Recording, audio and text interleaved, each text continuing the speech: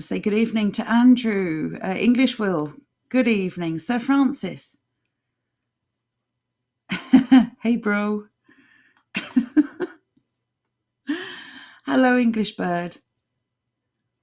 Oh, it's so good to be with you. It's been a busy week. And yeah, very busy week for us. We hope you've had an equally productive week. But it's now the weekend. It's time to relax. How are you, Jordan? I'm well, thank you. It's funny you asked me how I am, because I was just about to bring up my Velcro rugby ball that I mentioned last night, and it's still going well. Okay. Do you want to explain to everyone what you're talking about? Okay, chat. Basically, I was bored last night while I was listening to Joe, and Shocker. I decided to make up a little Velcro rugby ball. Brilliant. Just wonderful. Good evening, Jonathan. Wow, I should bore you more often then if it makes you productive. No, it's okay. You don't normally. Good evening, Rory. Hope you've had a great week as well. And Johnny Not Pal. Welcome, everyone. It was when we was trying to sort out your headphones. That's what it was. Oh, God. Okay, that bored me. I'll give you that one. Thank you very much. Speaking of Johnny Not Pal, you wanted to revisit something, didn't you? Indeed, and we've done this properly this time now that we're slightly more prepared. We did a little overview of lead working because it's cool and it's really bloody interesting. It isn't super in-depth on the technical aspect. Normally we do these things, and as Andrew well knows, we actually go into how to do stuff and how to get involved in it. This doesn't. Jordan. This focuses purely on the aesthetic aspect of it. Do you want to zoom in a bit? Sorry. The writing's teeny tiny. Oh, okay. Yeah, and the picture. Great. That's better. Thank you. Okay, there we go. Sorry about that, chat. What I can do, I can zoom just a little more. There you go. Take that weird Europa News thing off. That person keeps stalking our chat. Hey, you leave him alone. He's a seasoned viewer. He was viewer number 1, to be precise. He gets to be fair, that's actually correct. Yeah, fair play. Thank you. Okay, back to you. 1 minute, I'm spamming chat with something. What do I want to put? Cover for me. I'm busy.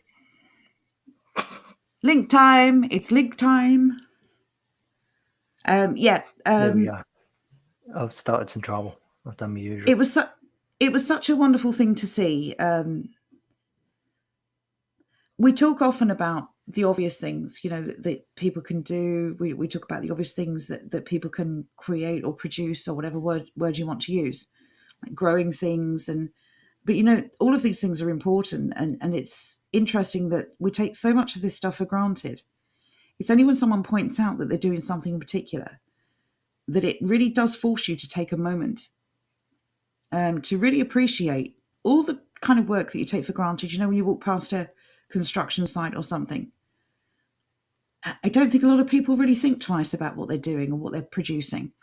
And while this isn't quite the same as a construction site, it's food for thought that when you see someone working, you really don't know what their skill is going to be and what they're going to create until you see the finished product.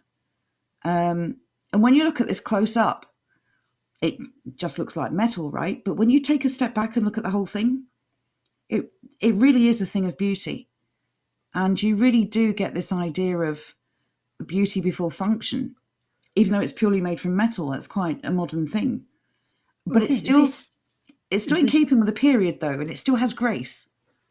This image here is one that really caught me when I first saw it, purely because there is almost no reason for this to exist at all. It is there purely because it increases the overall aesthetics of the building. And I think that is absolutely 100% something that we should be getting behind, this sort of attitude. Building things and making things that are both functional and beautiful. So when you start to look into some of these places that the lead work is, this one here is the most amazing thing. It's a rain hopper. It's a piece of guttering. I mean, the original image that I actually want isn't there, but it's a piece of guttering. It's something that people aren't going to see. It's something that nobody's going to pay attention to. Nobody's going to this building thinking, "Oh, blimey, I can't wait to go see the gutter. I hear it's really pretty." No one's doing that. But that's the point. It's only when you take a closer look that you realise how much real work has gone into it to make it look so amazing. Exactly. The function of it is what we tend to focus on now. Shame on us. Exactly. This is why I keep going on about bloody IKEA things. furniture. You take something like this, look at the amount of care that went into something that had no reason to be this beautiful. None whatsoever.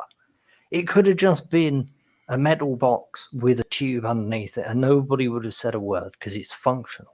Instead, when they made it, they went out of their way to create something important. Yeah. I actually have a very specific example I want to bring up. I'll find it eventually.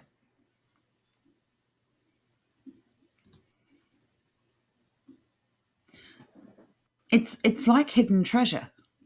It's there, but we don't always notice it. And it really is time that we slowed down and started to appreciate things again. Wow. Exactly. Once again, a rainwater hopper. Probably on the side of a building, or at the very least, this will be all over the building. I can't imagine them making plain ones for places where people can't see, considering it's not really somewhere people are going to be looking anyway. And there are loads of these examples, actually. So can I bring them up? Again, look at the detailing on that.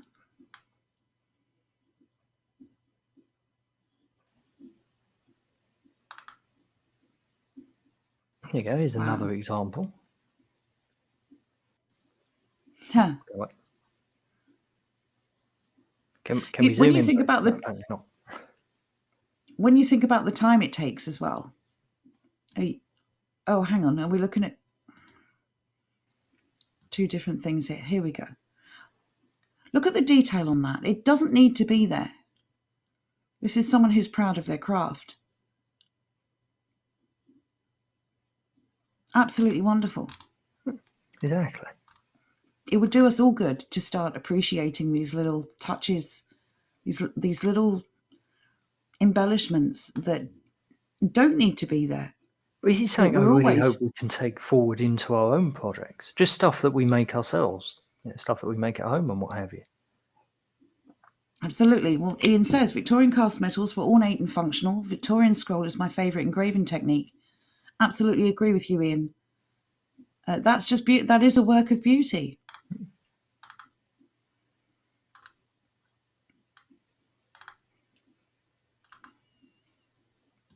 Yeah, Philomena agrees. John is saying, I'm guessing that would be poured lead casts. I'm not sure what that was in reference to. Sorry. I would imagine the initial one that I posted. 1 minute, I'll find the image. Has it got this one here? The initial, very, very complicated one.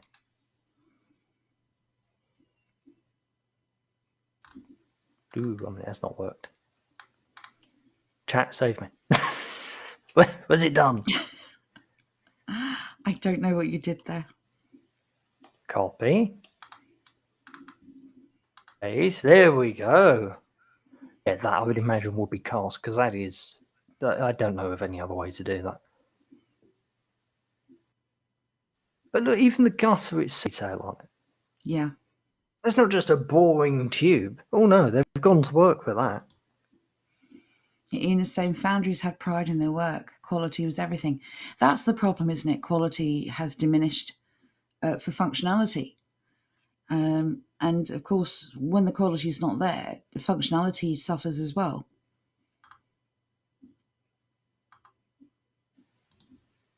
Oh, well, I really like those comments. Yeah, well said. There you go. This is why we've changed up the schedule, really, and changed up the amount of live streams we do, because it now means that we can record when we have time to do it, and it means that we can spend a bit more time offline ourselves, being as productive as we're hoping everyone else will be. So Yeah, because ultimately there's no point in everybody else being productive and us kind of sitting there not being productive. exactly. It's kind of silly. We can't just be cheerleaders for you. We also have to be productive ourselves. And it's difficult to find the time to, try and inspire other people and keep ourselves motivated and productive as well. So it's a balance. Buka goes on to say, we're all amazed at this work, but realistically, we're all capable of doing the same level of work if we made the time for it. I think time is the issue. Modern living doesn't allow for much time. You're constantly watching the clock. You're always about to finish something and about to start something else. John says, yes, that's it, by the way, just to confirm. Aramis confirms as well. Pride and craftsmanship. Pride. Just basic pride in the work that you do. That's why I really find this gutter aspect so bloody interesting. The fact that this is going into parts of buildings that you can't see. It's going into places where the general public is never going to look at. And it's still got this much detail. It's incredible. That's proof there that these weren't showpieces. This was just what happened. Yeah, this was just life. That's all it is. It's just life. You're making something. You've got to make it to the best of your ability. Before I ask this question from Jonathan, I was going to say, if you think about things like, what's a modern invention? Time management, the scourge of the modern worker, where you have to do everything as quickly as possible. So there's no time to do it properly. But if you don't do it quickly and properly, you get penalised for it. Everything's so fast now. And we've built up this efficiency, like on speed, really. And everything else has suffered for it. Jonathan says, Jordan, when are you going to build your foundry? Oh, I would love to. I really would love to. It'd be so interesting to do that.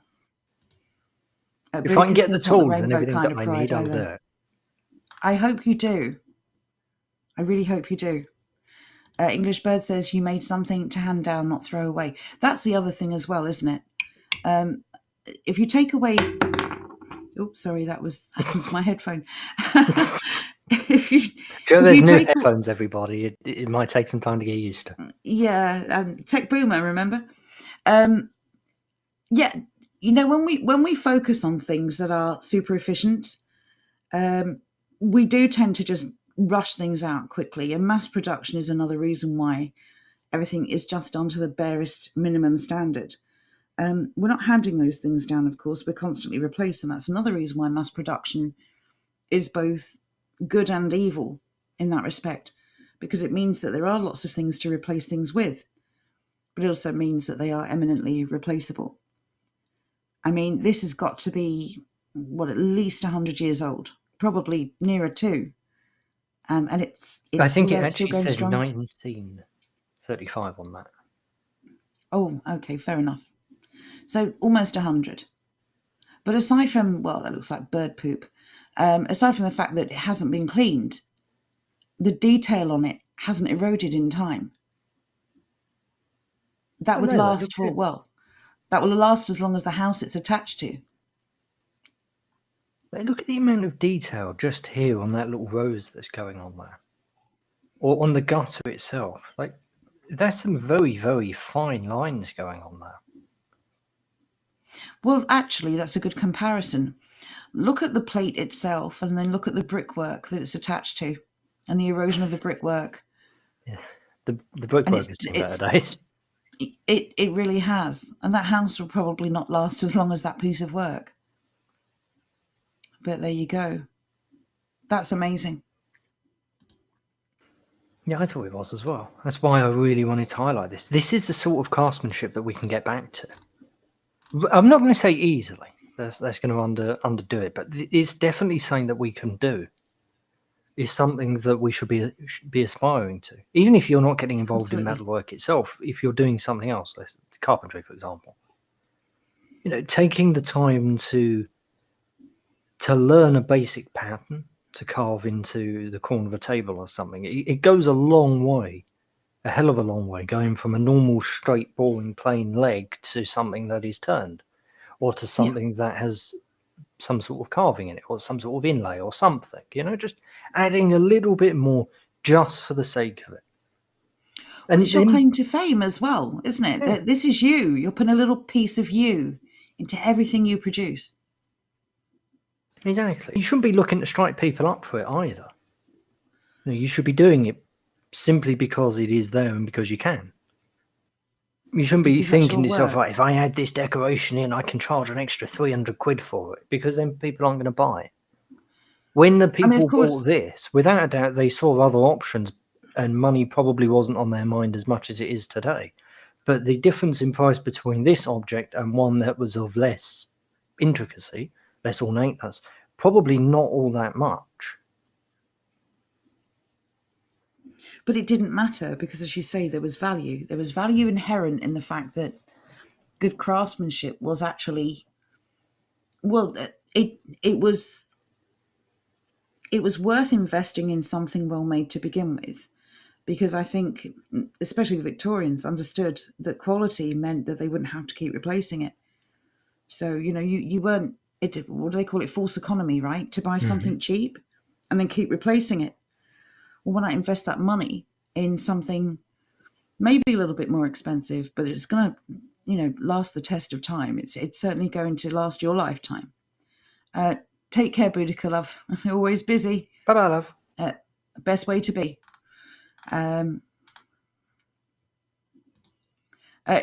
Johnny's saying about that work. My mate who did the Shield also did the Tower of London, Rochester Cathedral, etc. Many historic buildings. Thought we're going to be getting It on must to be a Shield, real actually. pleasure. Yes. I was In just fact, do going you to want bring to? something else up, but we can do that right now because this is much, much, much more interesting. Okay. I'm trying not to fall too far behind on the chat. So this is Johnny Not Powell's friend, who it was kind of a favour for a favour. This is wonderful. How long did it take him, John? I think you said on the Discord, but I can't quite recall. He did. I can't recall either. It didn't take him terribly long. I suppose when you're a master craftsman, these things are quite quick. For me, that would take forever, and it wouldn't be half as good. But there you That's go, just wonderful. it only took him 45 minutes. Wow. And that's genuinely amazing. That's absolutely remarkable. Andrew's saying, with regard to what we were talking about, William Morris and the arts and crafts movement revolted against mass production by creating beautiful handmade items. This is really the way forward for us now. Hopefully the same people that valued these things before have left a good enough legacy that people will start to value these things again. I genuinely hope so. Because again, it is a false economy. You can keep buying all this cheap rubbish and you will keep replacing it and replacing it and replacing it. And at what point, does the cost outweigh something really good in the first place? There you go. Good lead work lasts many lifetimes. Imagine how It's awesome it would be if every house had something like this on it.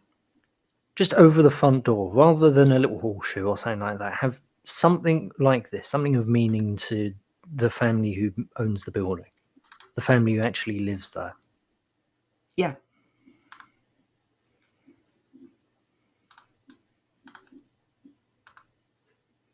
It's a wonderful thing to think, though, isn't it, that you own something, and technically you own it, I suppose, if it's attached to your building. You own something from a completely different era, different values, different people. Most of the people are long gone.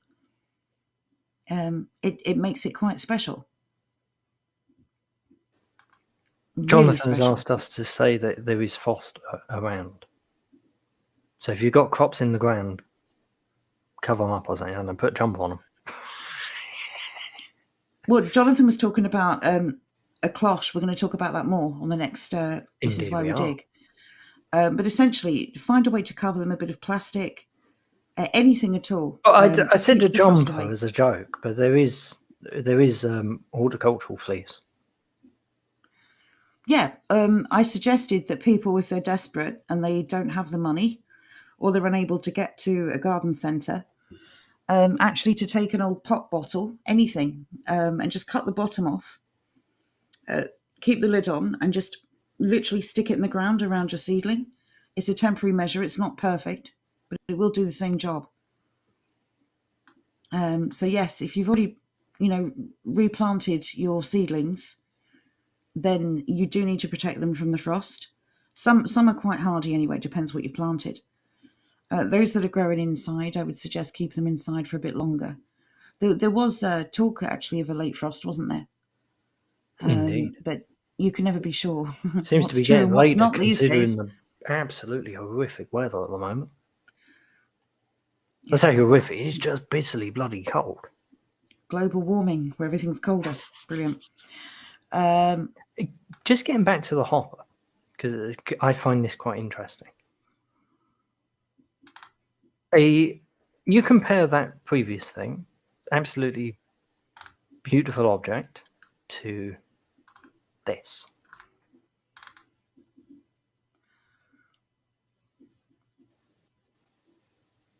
Angie object. What a horrible, horrible thing that is in comparison to the previous actually artistic value that we had going on. Even something that's comparable, just a box that is without quite as much ornateness. I mean, let's compare it to this. Yeah. Vastly different. Wow. That is completely and utterly different, even though they are kind of the same sort of style. That one isn't super, super ornate as the previous one that we saw. It's still making an effort, though. Exactly, they're making an effort. It is roughly the same sort of size, I would guess. It's certainly doing the same job. There's effort gone into that. That's the sort of thing that we mean. It's just a little bit of effort. Well, John points out that's about £40 worth of lead. That's why plastic is favoured these days. Yeah, absolutely. I understand that the cost obviously is something to be taken into account, especially this year. But even so, I would say if you can afford, well, it depends on the investment you want to make. If it's your own home, I would suggest that you absolutely, pay as much as you can afford to for something that is going to enhance your home. It's got to be a selling point as well, surely. Absolutely. That just looks so much more inviting. Just seeing that on the side of a home in comparison to a plastic one. It's character. I will go and find one that is similar and attached to a building. That way we can compare the two. There you go. Timmy sums it up. When you're sat in the garden, what would you rather see? Yeah, exactly. Exactly. Someone's right. craft, not something that's been pumped out by a machine. We want to see craft. We want to see good workmanship. We want to see beauty. That's what we're about. We need to see beauty.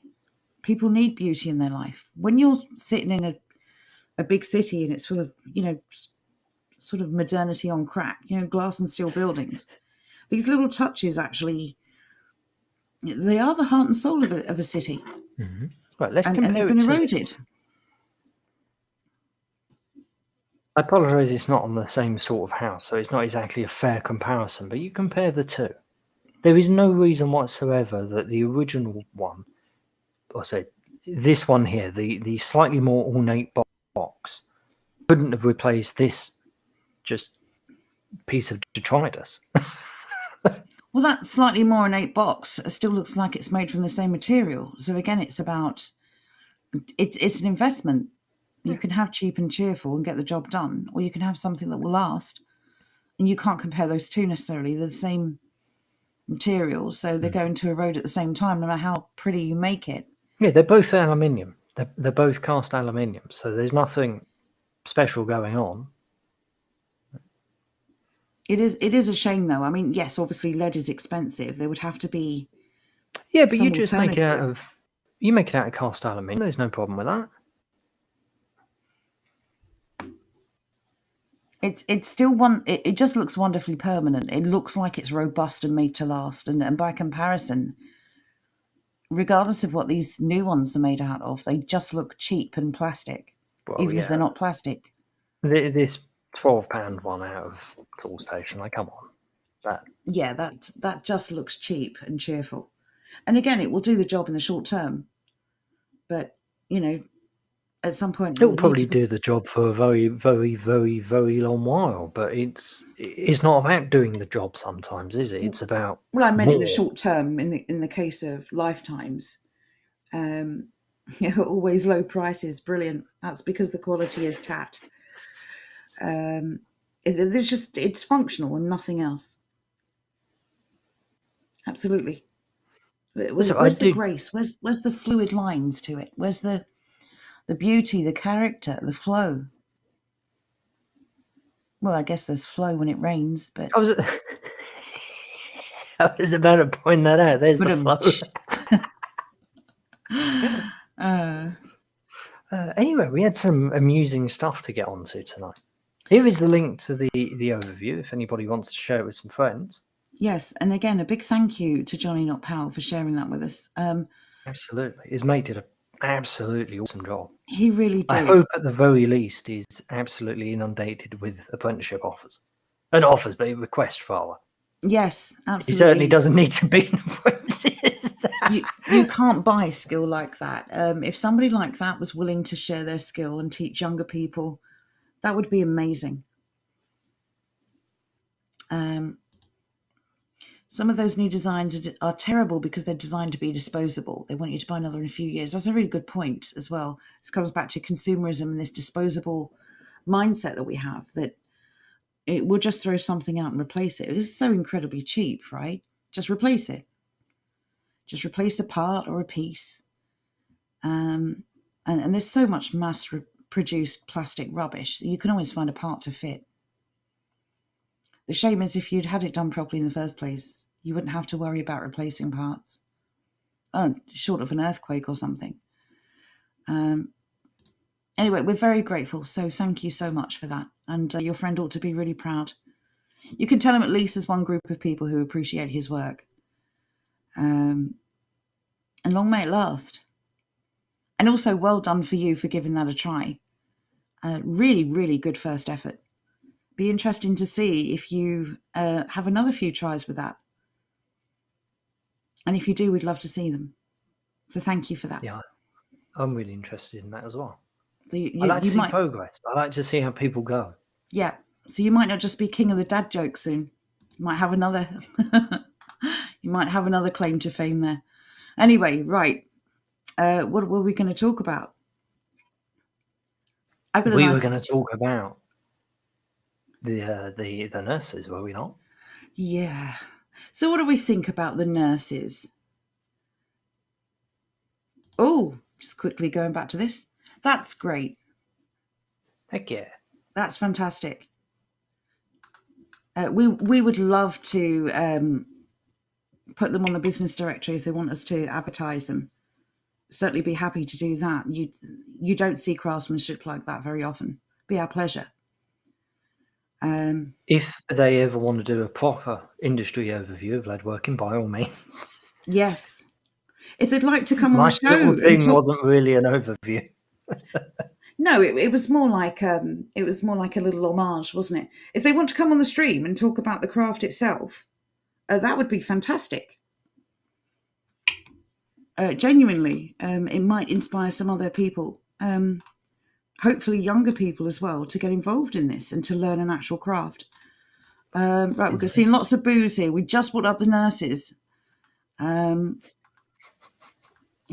Philomena says deport them. Well, English Bird says, there were a couple of them. There were a couple of them at that protest that we saw. That they were holding that "We Came Here for You" sign up. Oh, that's so reminiscent of "You clap for us now." You clap for us now. Yeah, we'll clap for you. You pay our bonus for us now. Yeah, never mind that you've lost your job and everything else. Never mind that you've lost loved ones because they couldn't get into one of our empty hospitals because we were too busy making TikTok videos. We know that's not all NHS staff, of course, but they're dead silent on that, aren't they? Dead silent. There's no mention of that.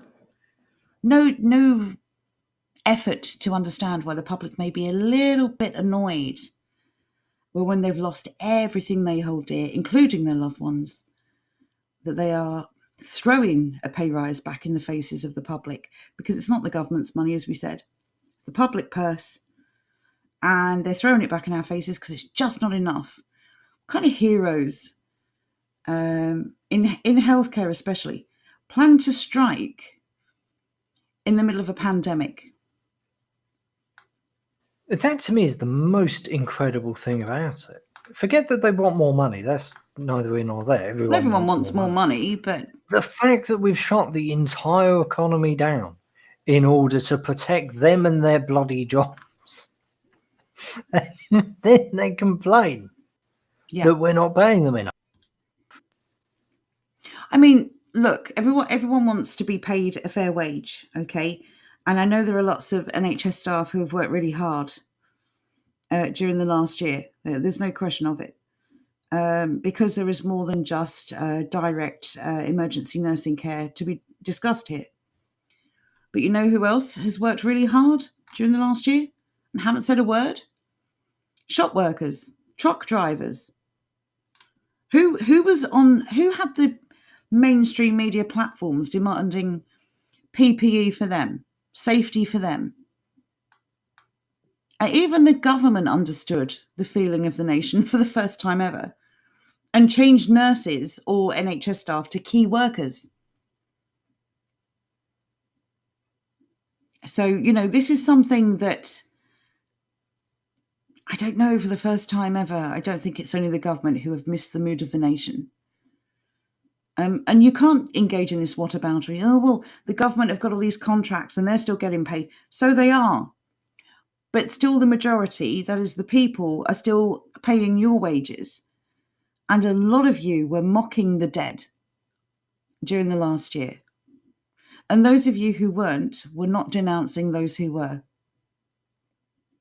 Plus the unions, the greedy, grasping unions, always there to stick their noses in, demanding this and demanding that. 12.5% pay rise. My God, you should be lucky you've still got jobs.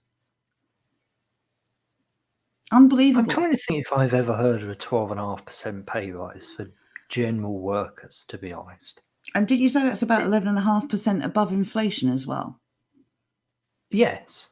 That's quite something. I've never heard of a pay rise that high before. The only small possibility I would have for that would be like the rail workers. But they're just insane. Tube drivers, the way that the wages they're on are overinflated beyond words. I'm going to put this up. There's a little bit risque, but it's too funny to ignore. I asked my wife to dress up as a nurse tonight to fulfill my fantasy that we have healthcare. You were.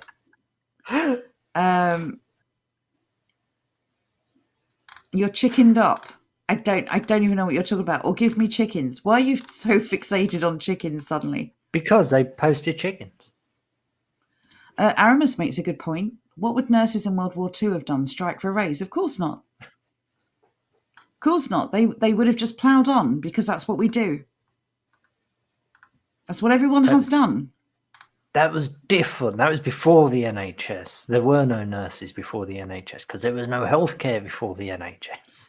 This is the problem. When you have something so secure that your job is pretty much safe for the rest of your life, this element of entitlement starts to be born, where you think you are safe from criticism because of the job you do. I don't see firefighters demanding pay rises. Look at all those fires they had to tackle during the pandemic. Does anyone remember those?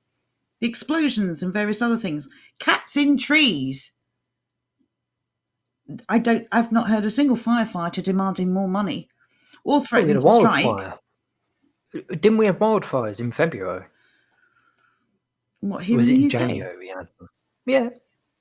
Oh, I don't remember that. Yeah, 1 minute, I'll look them up. And let's not even talk about the police. With their TikTok videos as well. They're just as bad. Ian says, You see Why are they? those coppers that were... Sorry, go on. Oh, Ian says, why are they so silent? Surely they must have been affected and seen what's gone on, either through orders or having an elderly relative in care. Apparently not. They should have been, but they're very silent on that issue. Jonathan As I says, was going to... go on, sorry. Yeah, look, I'll give way once. I'm not giving way 3 times. I'm so sorry. Go on.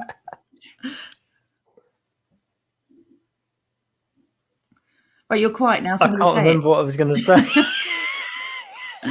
What about the 70% of nurses that have been furloughed, says Jonathan.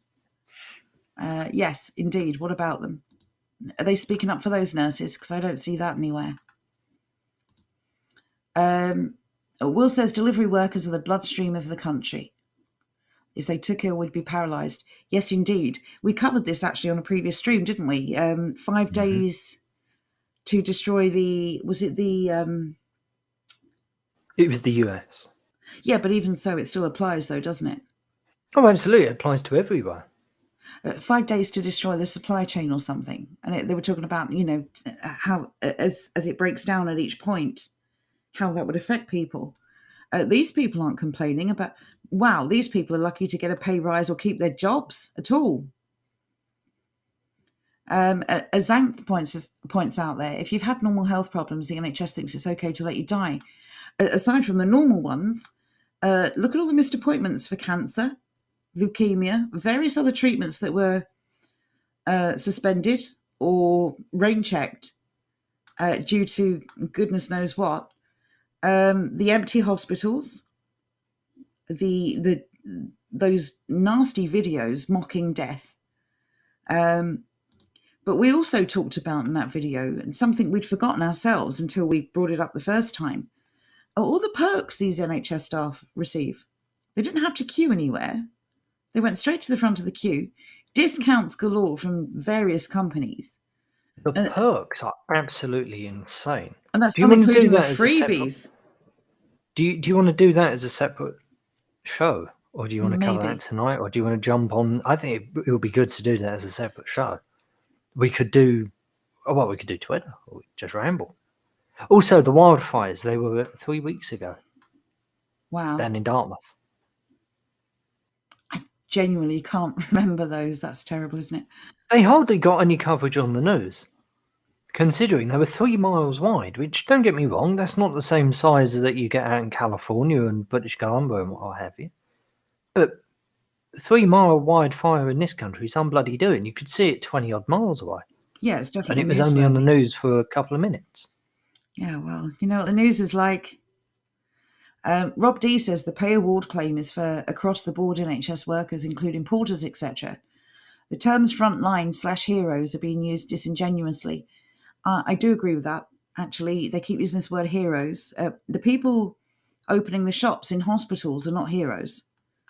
I mean, we're grateful. We're grateful that they carried on going to work, but they're not heroes. And again, firefighters are heroes. The word hero has a very specific meaning. Well, it's someone who does something for no gain for themselves. They help others because they want to help others. The NHS or the staff that are supporting these strikes are behaving in ways I would argue are not very heroic at all. Putting yourself, your own needs, your own financial needs above the healthcare of the nation. Because they're so heroic, they're going to go on strike to get more money out of you while they're busy being heroes. And again, if this was a private company and they were striking to show their bosses that they're worth more, I'd concede that, but they know that their pay comes from us, the people who have not been able to access treatment for the last year. So it's cheeky. Absolutely cheeky.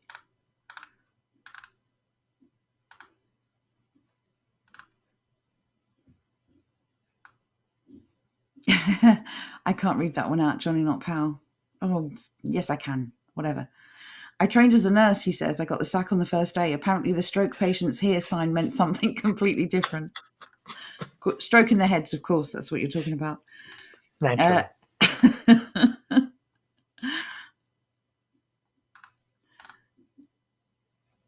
Oh, Rory says, I know a firefighter who went on strike in Bournemouth. I didn't know about that.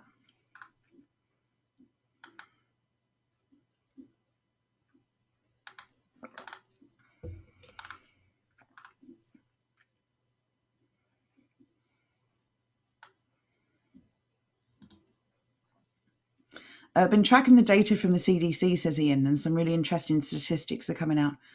Flu isn't being tested for, but influenza deaths are through the damn roof again this year. Yes, this curing the flu, it's amazing. It's amazing what we can achieve when we all put our minds to it.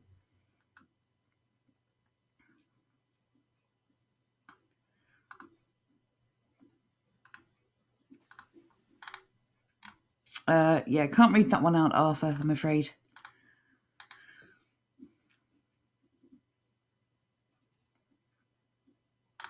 Right, I'm just trying to catch up. Right, Rob D says the 12-hour shifts. Yes, most nurses do 12-hour shifts, but only for 3 to 4 days, allowing them to work for nursing agencies at even higher rates of pay. This is the thing that used to really annoy me about the staff. When I used to feel sorry for the NHS nurses, the old school ones. When was that? I'm talking, well, probably before I was born, actually, or when I was a child. They would get really rubbish pay. Now, don't get me wrong, if you work in healthcare and you strike, I think that's pretty low behaviour. But I could understand their frustration, because what would happen is their pay got capped or cut. Well, not cut probably, but capped. An agency style, when they got rid of matrons and really sort of became like a middle management company, which is what they essentially are now. They used to bring in agency staff who were on more pay than the nurses who worked there already. So the nurses would strike for more pay to bring them in line with agency staff. And of course, what would happen is some of them would lose their jobs and the agency staff would be hired full time, still on better pay than they were actually striking for in the first place. So I do have some sympathy. But of course, at that time, they weren't making TikTok videos mocking people's loss of their loved ones. So it was a completely different time. And I think a lot of the public were on their side then. But again, I don't think nursing, if you're getting into nursing for the money, you're in the wrong job and you're not the right person for it. That's all I've got to say on that. Anyway, what have you got there? Here we go.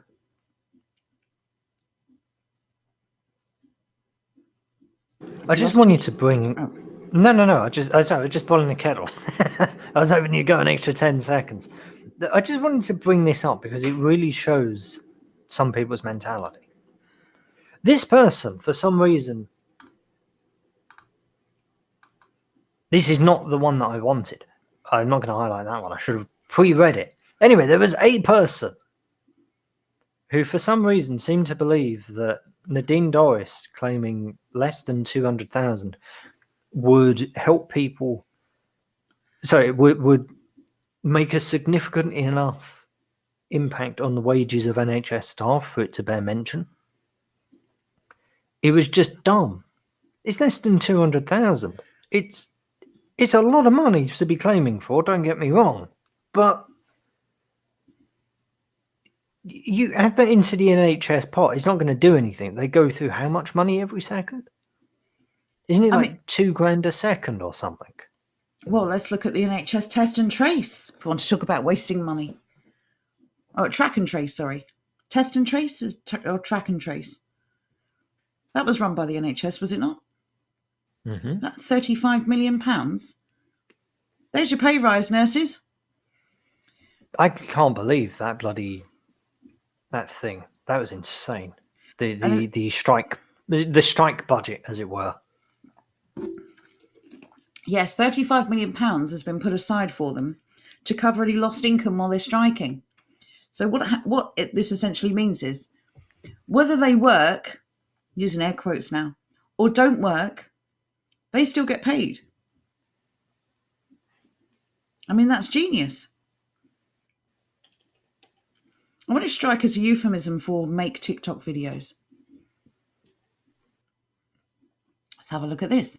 Funding for health services in England comes from the Department for Health and Social Care's budget. Planned spending for the Department of Health and Social Care in England was 201.7 billion in 2020 and 21, up from 148.8 billion in 2019-2020. This is taxpayer money. 1 minute. In so many levels. 1 minute. This is insane. First off, 201 billion. That's insane. That's absolutely insane. I'm blown away by that. I didn't realise it had gotten that out of control. Well, the NHS is a money pit. The NHS is a money pit at this point. Did you have any idea the budget was that high? No. I genuinely didn't know that. I remember when it topped 100 billion, people were like, "Whoa, this is getting expensive."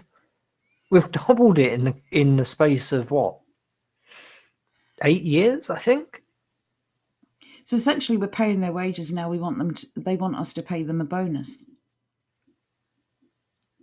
We have been paying their wages. We pay their wages by force. Mm-hmm.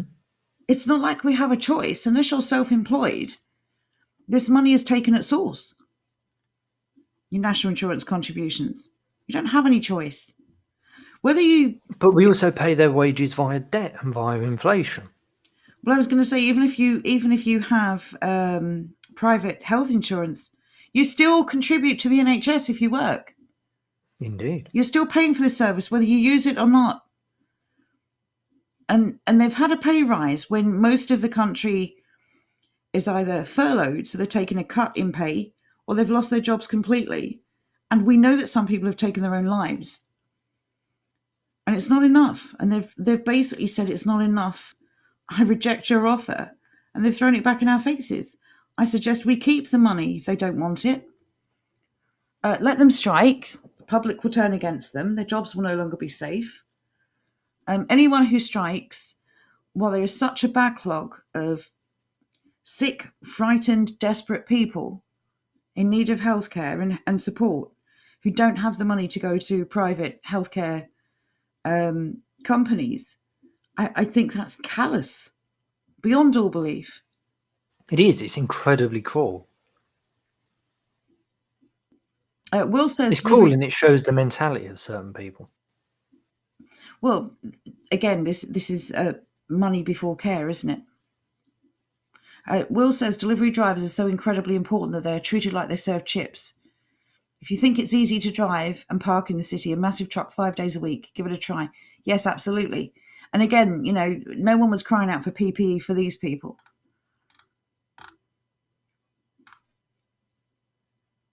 The real reason I brought this one up, though, is because that person who seems to think that Nadine Dorris is like 200 grand expenses, which is extreme and shouldn't be a thing, that it would somehow make a dent in the NHS budget.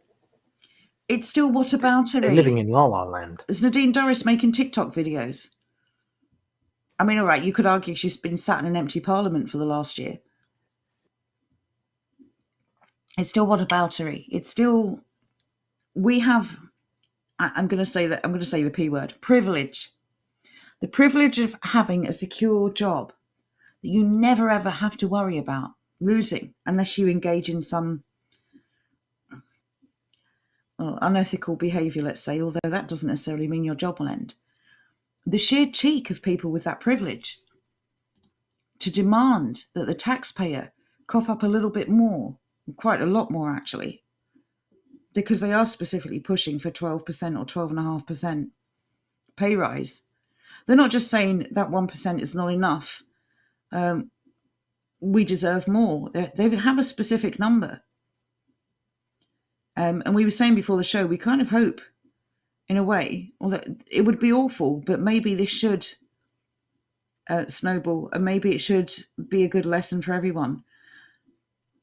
Not that we hope this will happen, but what if all of these other unions start demanding pay rises or protests? What if I don't know, is there a union of shopkeepers? I believe there is. What if all retail staff... Not one that I've ever heard of, anyway. Yeah, there definitely is one. because I know people who work in retail who've been offered a chance to join it. So what if all the retail workers went on strike, demanding a pay rise? And everyone Oh, involved in you the supply said chain. shopkeeper. Sorry, shop workers, I meant. Apologies. But what if all these people decided, well, I want a pay rise too. I'm going to strike. What if the whole country actually came to a grinding halt? That's the scary thing here, because this is about if someone can have it, I want it too. This is disgraceful and selfish. Providing essential services should exempt people from having the ability to protest or strike like that, to withhold that service. It really is disgraceful.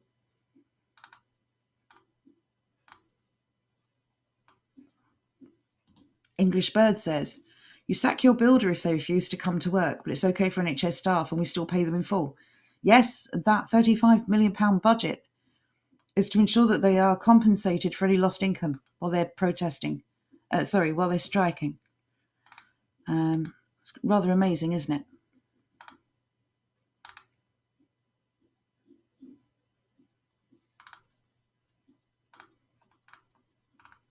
Oh, we're going to have a look at... Right, there's this amazing Twitter thread. NHS strike has been trending. Do you know where it is? Because I can't find it. You're looking at it now. Hashtag NHS strike. Anything that mentions... No. I meant the tweet that you want. Oh, there were a handful of them. You might as well just have a little scroll through. Fair enough. It's very good to see that not everyone is on board with the nurses. Those that are just living in a world of their own. They're using the government sort of crony contracts. Oh my as an God. excuse. This person is the meme. Okay. If the NHS strike, I'm 100% with them. You go and you look at who they are. Socialist Tory hater. Cat mum. I will say, okay, I like cats. I'm not a cat lady, but I do like cats. Tory, Would you what was that? describe yourself? What was that? Tory what? Socialist Tory hater. My God. Do you... Oh my God. I'm calling it now. Single mum. Absolutely woke. It's a cat mum. It's a cat mum. It's not a single mum. My goodness.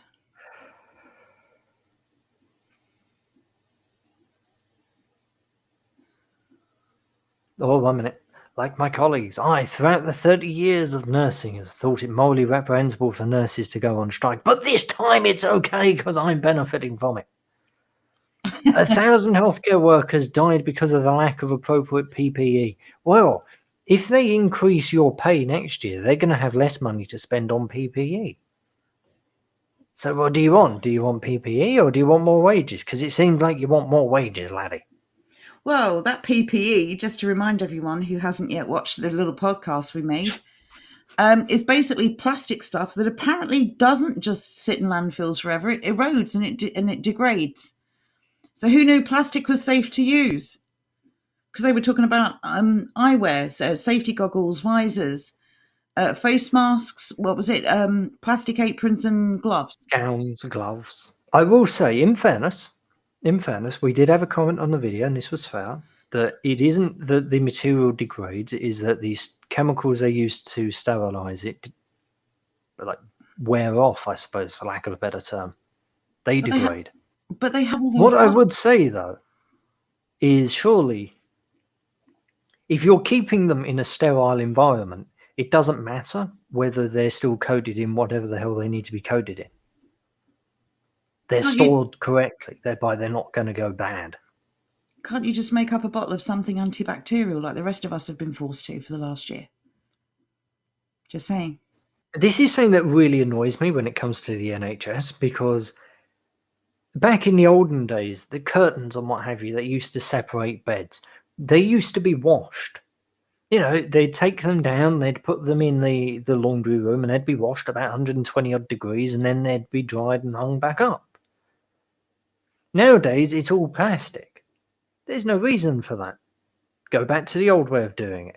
Have your thing boil it at a temperature far hotter and far longer than the vast majority of things can survive, then you don't have to worry about things. So essentially, are they not advocating for and supporting and funding the use of single-use plastics? Yes, they are, which is kind of ironic considering that it's people like Cat Mum up here who would be doing their nut at Extinction Rebellion things. Yeah, Also, yes, go follow us on Twitter. This is why we fight. I mean, these same people would definitely lecture you about your carbon footprint. Absolutely. And single-use plastic bottles. These sort of people, they don't get out of bed unless they're complaining at you.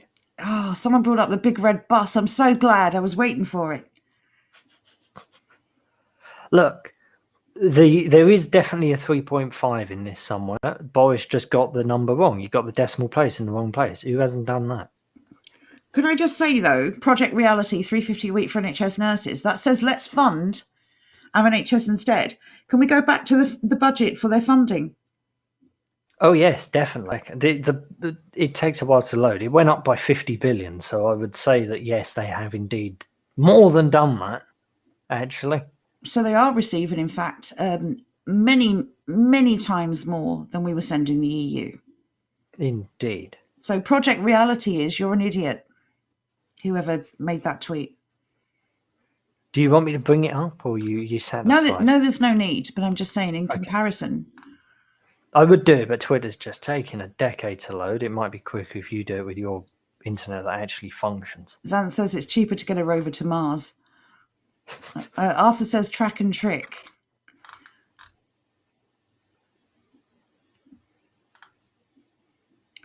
Aramis nails it. Administrative bloat is a serious issue through all the institutions. Healthcare, education, government, etc. Bleeding money. Yes.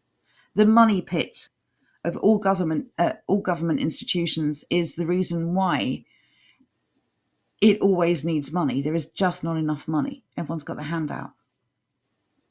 Is this person like okay? Because his tweet makes 0 sense. 2010 deficit equals 106 billion. Yet the Tories gave 121 billion a year tax cut to the top. Which year? When did this start? When did this end? There's no detail to this tweet. It's just, they gave them a tax cut. This is just people trying to rile everyone up. Will's asking around what is an average nurse's salary in the NHS. We looked this up. It was on the podcast. Is it around 24? It starts at basically 25,000. If from memory, it is £24,907. Basically, like 25 grand. Which is a good salary. There are people in parts of England who are working full time for around 14,000. No word of a lie. Yep. And that is full time. That's not shifts on, shifts off. That's every day of the week, or Monday to Friday or Saturday. And they don't get perks. They don't jump to the front of the queue or get discounts or freebies. They don't get paid to strike or protest. This is amazing. There you go. Rob D has filled us in a bit more. The average is 35,000. As I said, that it was just the starting wage. Also, what is it with every left-winger not understanding actual arguments made against them? Just going to the most absurd logical extreme they could possibly find. How comes every right-wing solution to poverty, hunger, and health and employment involves giving rich people more money? Last time I checked, like every right-wing solution is, how about we cut taxes for everyone across the board? How about we cut back on government? That, to me, is the normal conservative policy. What this current conservative policy of, let's just print money and put it into the economy and see what happens, that's not anything to do with the conservative economics over the last 100 years. It's interesting how they hate to be tarred with the same brush. Oh, we're all individuals. But they always put the poor with the Tories. The reason why poor people generally vote for the Tories is because Labour is scum. And while the Tories are also scum, they are slower scum. They're not reactionary. They're not extreme in their willingness to destroy everything. So they think they've got Exactly. time. You see this pattern in, I'm not going to say every country because I don't know, but I would say most The Western lesser of two nations. evils, isn't it? You have, exactly, the Conservative Party has a very, very, very strong working class base. You see this everywhere, as far as I know, that's for sure. It's incredibly distorted because the sissies typically vote left, and the middle class obviously vote left. Outside of those groups, when you have like normal working class person out in Cornwall, for example, typically they're very conservative people. Also, look at this ingratitude here. Let's read out Rob's comment first.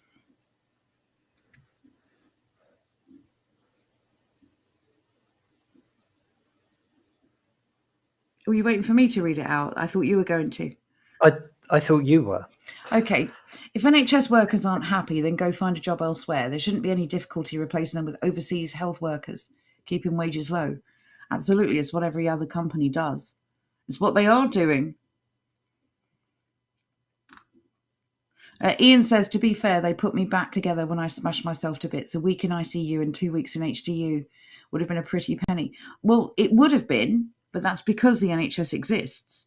If there were only private healthcare providers and they actually had to vie in competition for your business, I think you'd probably find, actually, without government interference, this kind of crony contract giving, that you would actually get a fair service for a fair price.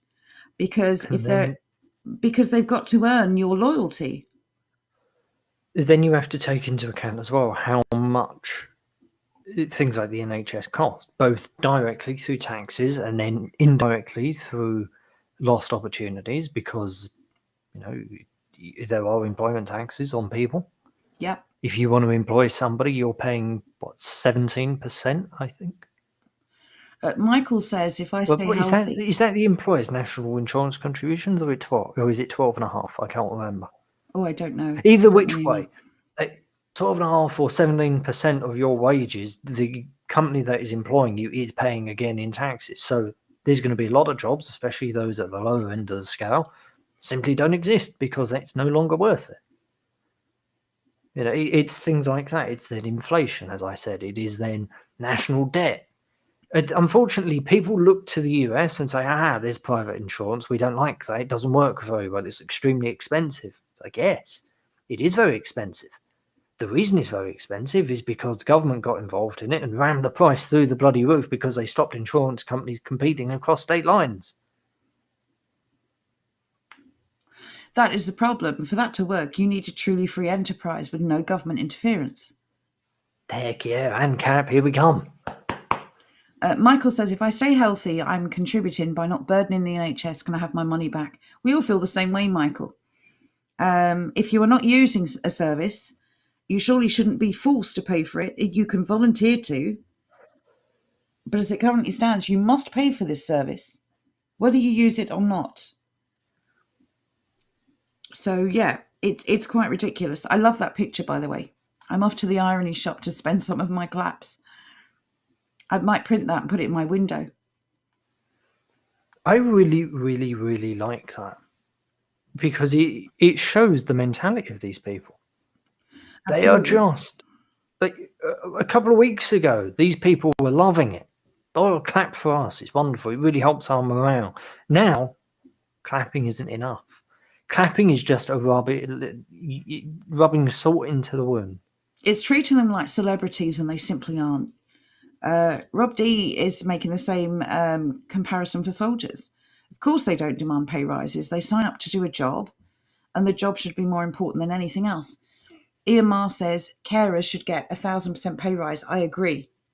Carers are the unsung heroes during the last year who have received bugger all support. They're probably looking after the person that they're caring for, or people, as well as their own relatives, as well as their neighbours, and various other people that need their support. They are the unsung heroes. But not just during the pandemic. I mean, carers get a raw deal all the time.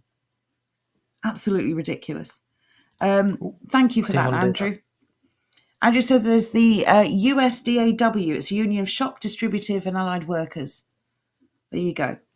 So, that's from Decker. Thank you for that, mate. Anyway, this comment here actually made me slap my forehead. Had a massive row with a friend who doesn't care the NHS is being sold off because our local MP who voted for it is a charming man. First things first, there's not very charming MPs. You've probably just doxed yourself. Beyond that, the daft thing is that she and her husband both depend on the NHS free at point of use. Of course, you don't get to make people poor. Provide them with a service that they're paying for and then say, ha, congratulations, it's free. That's not how things work. You don't get to rob my money, give me a £5 back when I need a £5, and then say, you wouldn't have had this £5 without me. Be grateful for it. Well, that was what the EU These were people doing. blow my mind. Exactly. It's the EU referendum all over again. These people are insane. I can't remember how many people made that excuse. Oh, but if it wasn't for the EU subsidies, this, that, or the other wouldn't work. But it's our money they're giving us back, and you're grateful for it because you're an idiot. Free at the point of use. I hate this term with a passion. Oh, I do and all. It's not free. We paid for it. Goodness sake.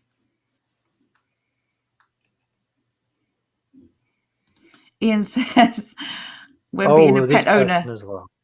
When being a pet owner defines you, what hope is there? It's like being like trans or something, isn't it? Like, don't judge me for what I do. Judge me for who I am or how I identify. It's amazing. This person's profile, I'm sorry. Veggie trying to go vegan, not very successful yet. Socialist, anti-Tory, anti-Brexit, teaching Dutch to my cat. What? Who do you make these people up? How does this person know whether or not they're successful with teaching Dutch to their cat? Is it when the cat speaks Dutch that they know it's a success? What the hell are they talking about? How does this person exist? How is this a real human being? Veggie trying to go vegan, not very successful yet. Socialist, anti-Tory, anti-Brexit, teaching Dutch to my cat. Right, leave that open for a second, please. Right, not a successful vegan. Socialism has failed every time it's worked. Anti-Tory, well, they're in power, so Labour got trounced. Anti-Brexit, that happened, suck it up. Teaching Dutch to my cat, your cat cannot speak, you idiot. Goodness sake. What's wrong with these people? You failed on every level, Frin, Danoon, whatever your stupid name is. Do these people not understand that they are life's biggest joke? They're life's failures. If I see someone's profile and the first word is socialist, I ignore everything else. I dismiss everything else. Same, yeah. Oh my God, we should do this every Saturday. Let's just go and look at Twitter and see what NHS weirdos are doing. I will say, on balance, though, we saw quite a lot of people posting that they thought the nurses were taking the mick. Do you support the NHS strike for better pay? I'm not logged in. You'll be pleased to know I tick no for that one. Well done. I hope everyone else does as well. If you are on Twitter, please find that tweet and tick no. Oh, 1 minute. I didn't mean to click on that. Sorry. That one by Martin. That was a good one. That was indeed. Do you want to read it out? Or do you want to read Rob's out? Either or. You do Martin, I'll do Rob's. Or did you want me to do both? Yeah, you can do both. Okay. So Martin says, anyone calling for a strike, I won't read the whole thing, in the middle of a pandemic should come and explain their position to my dad. His partner, 78, caught COVID in hospital. She has a congenital heart condition. It was touch and go. Warning, bring body armour. People are incensed. They've lost people. And these nurses, these care, it used to be called care. I don't see much care here. I see greed and avarice. And Rob says a socialist idea that people are paid according to their value to society. Absolutely. Absolutely. It's interesting as well that other people get to decide what your value is. People who intrinsically have no value themselves. Rather amazing. We're with you there. Abolish it all. Oh, look, I fully agree with you, mate. Or at least make it voluntary. I don't know. I'm happy. I'm happy with that. Of abolish. Okay, I could accept voluntary. And yeah, voluntary. Let those who want to and can afford to pay for it. Essentially, those who are using the service should pay for it. That's only fair. Those who don't or can't use the service should not be forced to pay for it. Johnny says, do other jobs pay you to practice your dancing skills, though? Exactly. Again, it wasn't all NHS staff engaging with this, but I've yet to see a single one, maybe aside from a handful, who have denounced it.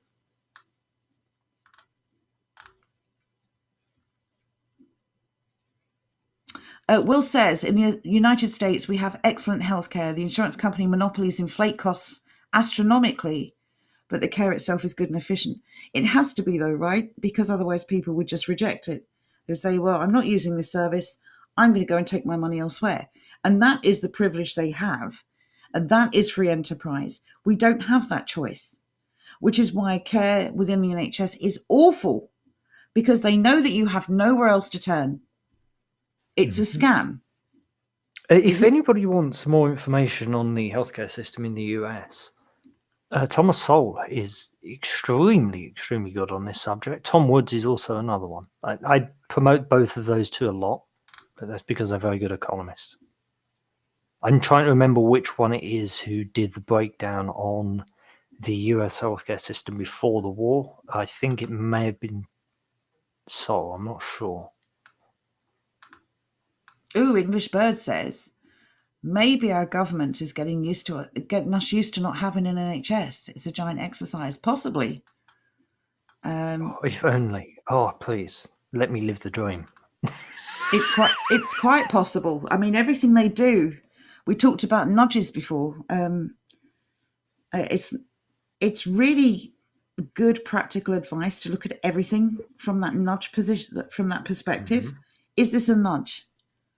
Is this a trial run for something, like a temporary or a practice run for something that's going to be either introduced later on or something more permanent? The slowly boiling frog again, right? Because it's introduced in stages to see how we respond. Everything is a test. Everything is an experiment. And our response is mined for data. And it's analysed and it's shared, and they just break it down to such a point where they can judge our response to future permanent decisions. I just want to bring... Oh, go on, sorry. I just want to bring this comment up from Ames. Whatever. Anyway, the comments as regards why NHS workers should be grateful they even have a job. In regards to the 1% pay rise, is exactly what's wrong with this country and why the Tories keep getting elected into government. Why is it everyone who is in support of this 1% pay rise has socialist in their bloody bios? Why would you even do that? I don't know. Why do you need to write that down? These people blow my mind. It's not like it's something to be proud of.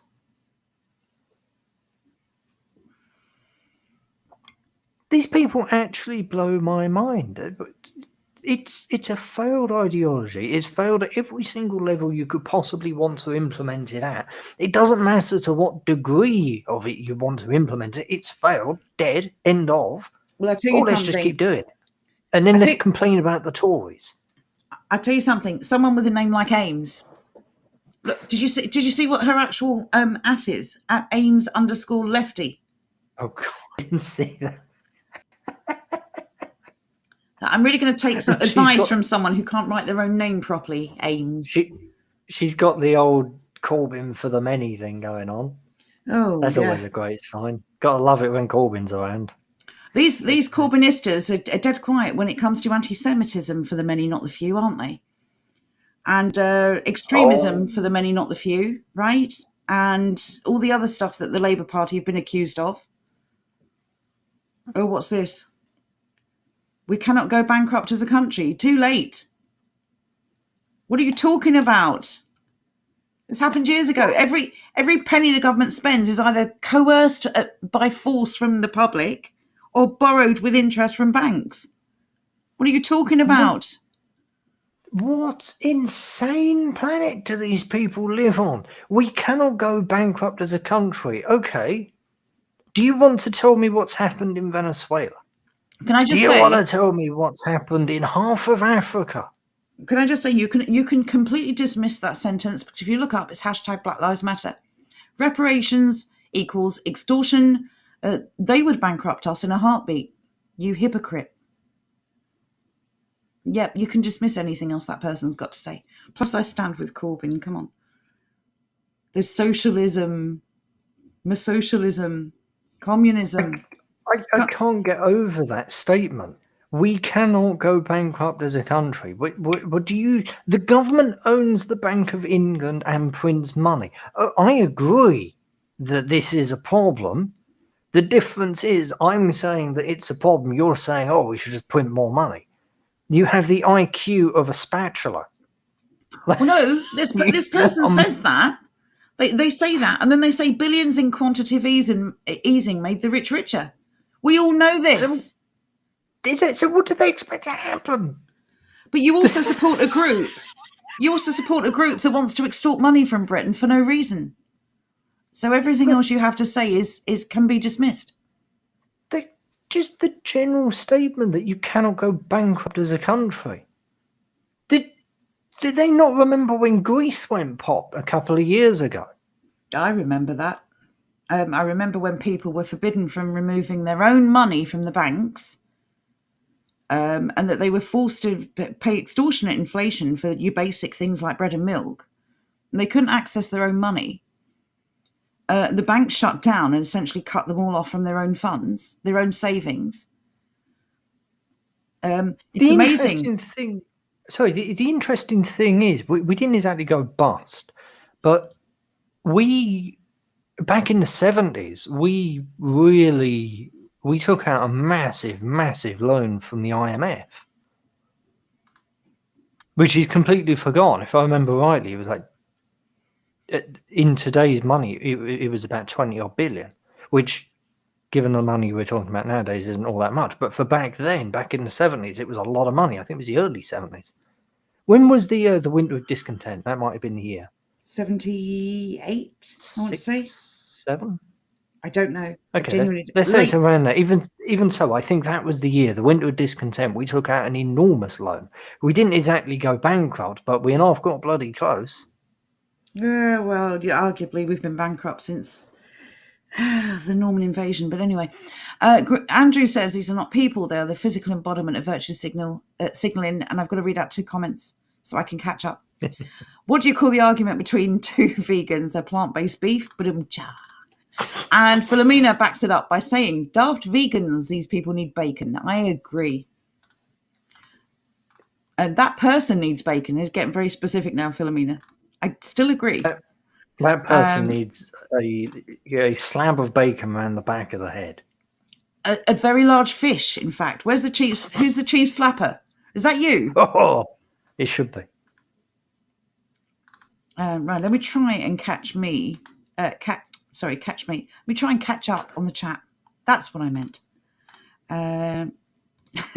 What other wonders does Twitter have for us today? Well, while you're looking, Johnny Not Pal says, I put my dog on a vegan diet. He's eaten 3 already. 3 is not enough. Go on, Johnny Not Pal. Work harder. Roy Bob, good evening, Roy Bob, says I'd scrap the NHS in a heartbeat. I fully agree.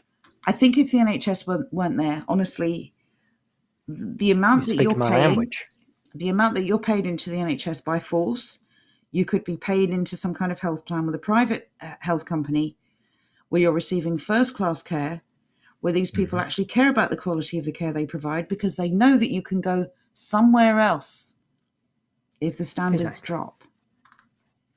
The thing is, this you can test this very, very easily because it is, I'm not going to say impossible, but it is very, very, very, very difficult to set up your own private health insurance company. The reason for that is because it's effective. Other health insurance companies and insurance companies in general, they've gotten to the government over the years to tighten the laws down. That way they don't have any competition. That's why you know it's effective. In order to know if something is effective, just look and see how regulated it is. Yeah, absolutely. It's government regulation that destroys everything, and that brings me on to this comment from English Bird. Why everything that's 75 years old has failed in the UK?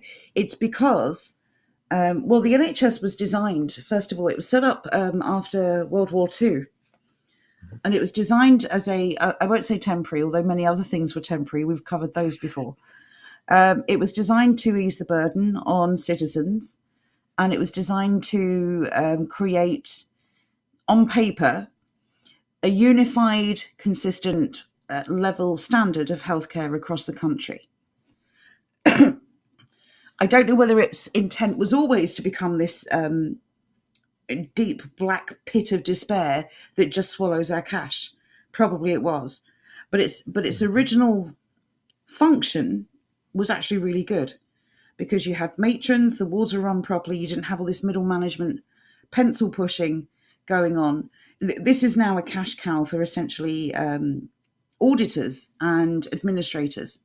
It used to actually run as a whole as a healthcare delivery system. And now it is just another government department that just eats as much money as it can. And its appetite is infinite.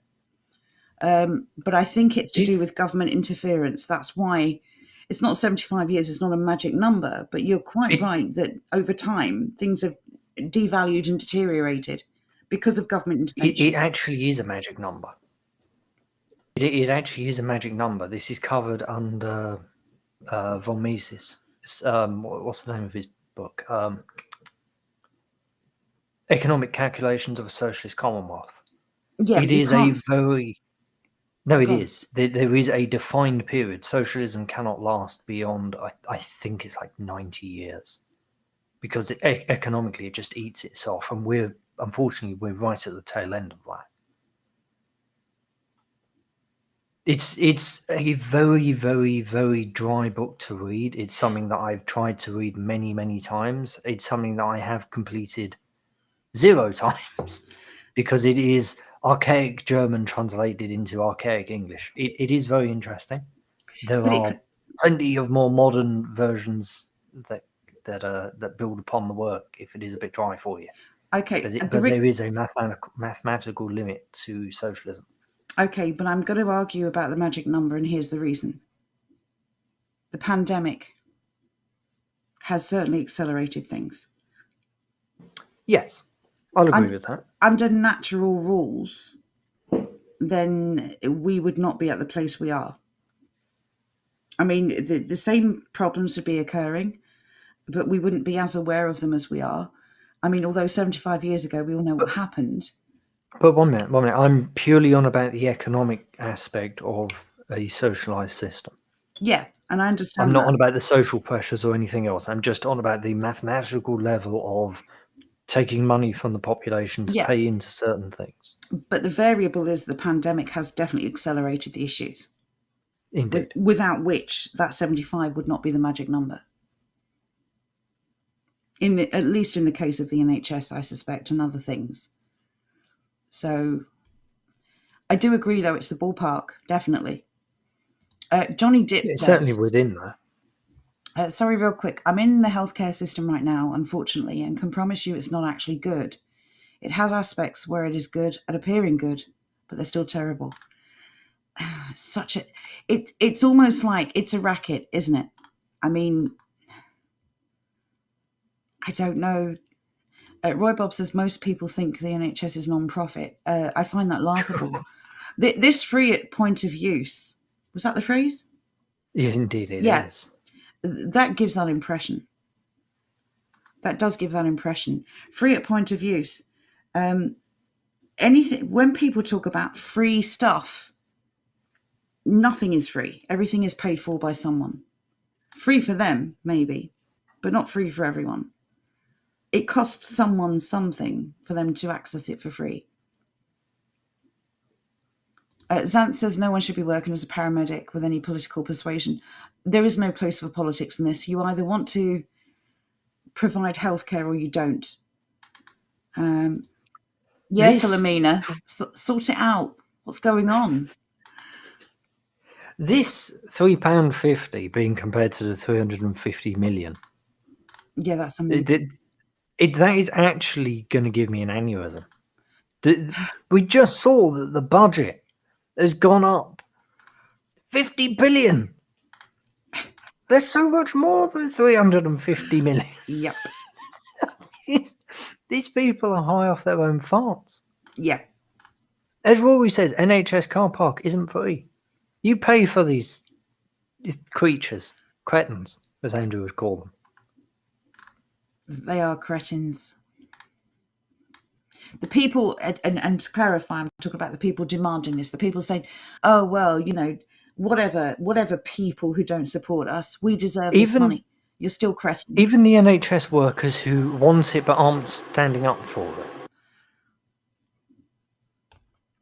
There you go, Will nails it. These Twitter people, like they're a different species, I love it, have the most nonsensical beliefs. Even when they get something right, it's for the wrong reasons. Absolutely. Nailed it. Like talking about comparing themselves to the Tories is like comparing, I don't know, cheese and a brick. They're just idiots.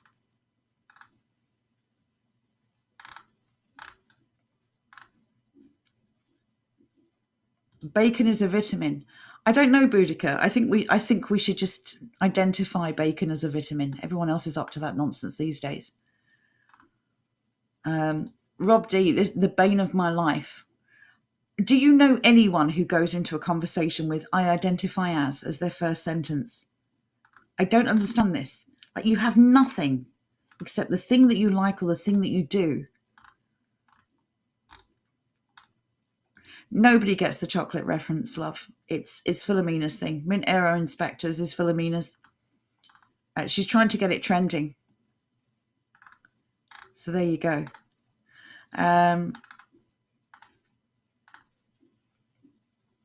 Chocolatier, and we'll get you banned from the chat.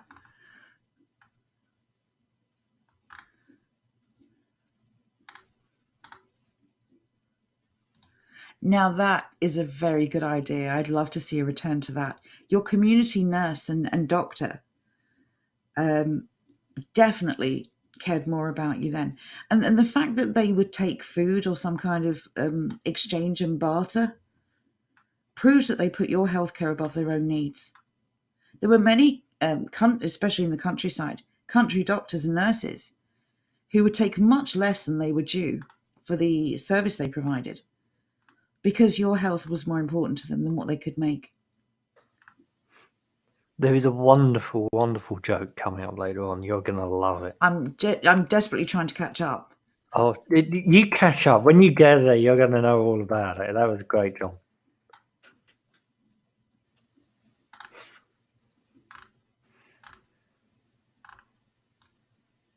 I have to say as well, this person here, typical Lib Dem. You know, he only has a spine for something when he's set to benefit himself. This man is complaining.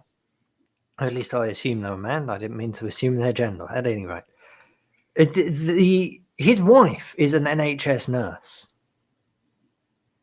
So he's actually standing to benefit from this pay rise. I wonder why he's complaining about it. I wonder why he's supporting it. I would support something if I could get a 12% pay rise, even indirectly. Oh, hell yeah. Again, admittedly, Rory makes a good 12% on point. nothing isn't much. Yeah, you also have to pay to use their car parks. How much do they rake in from that every year? Millions.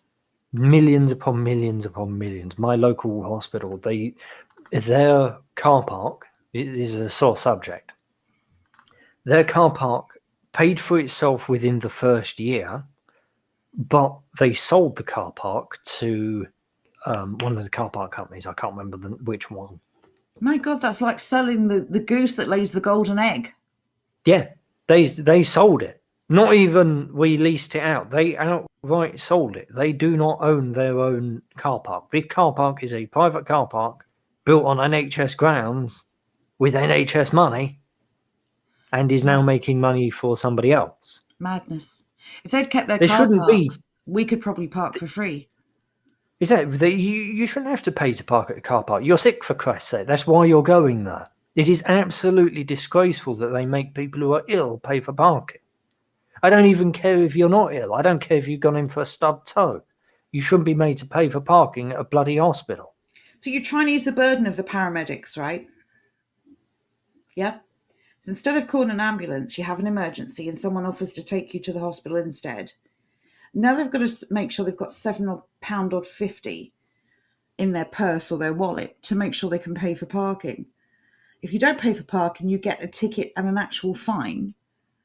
It's just ridiculous. It's a scam. The whole thing is a scam. Johnny Not Powell says, I identify as an elongated fish. People say I'm mentally ill.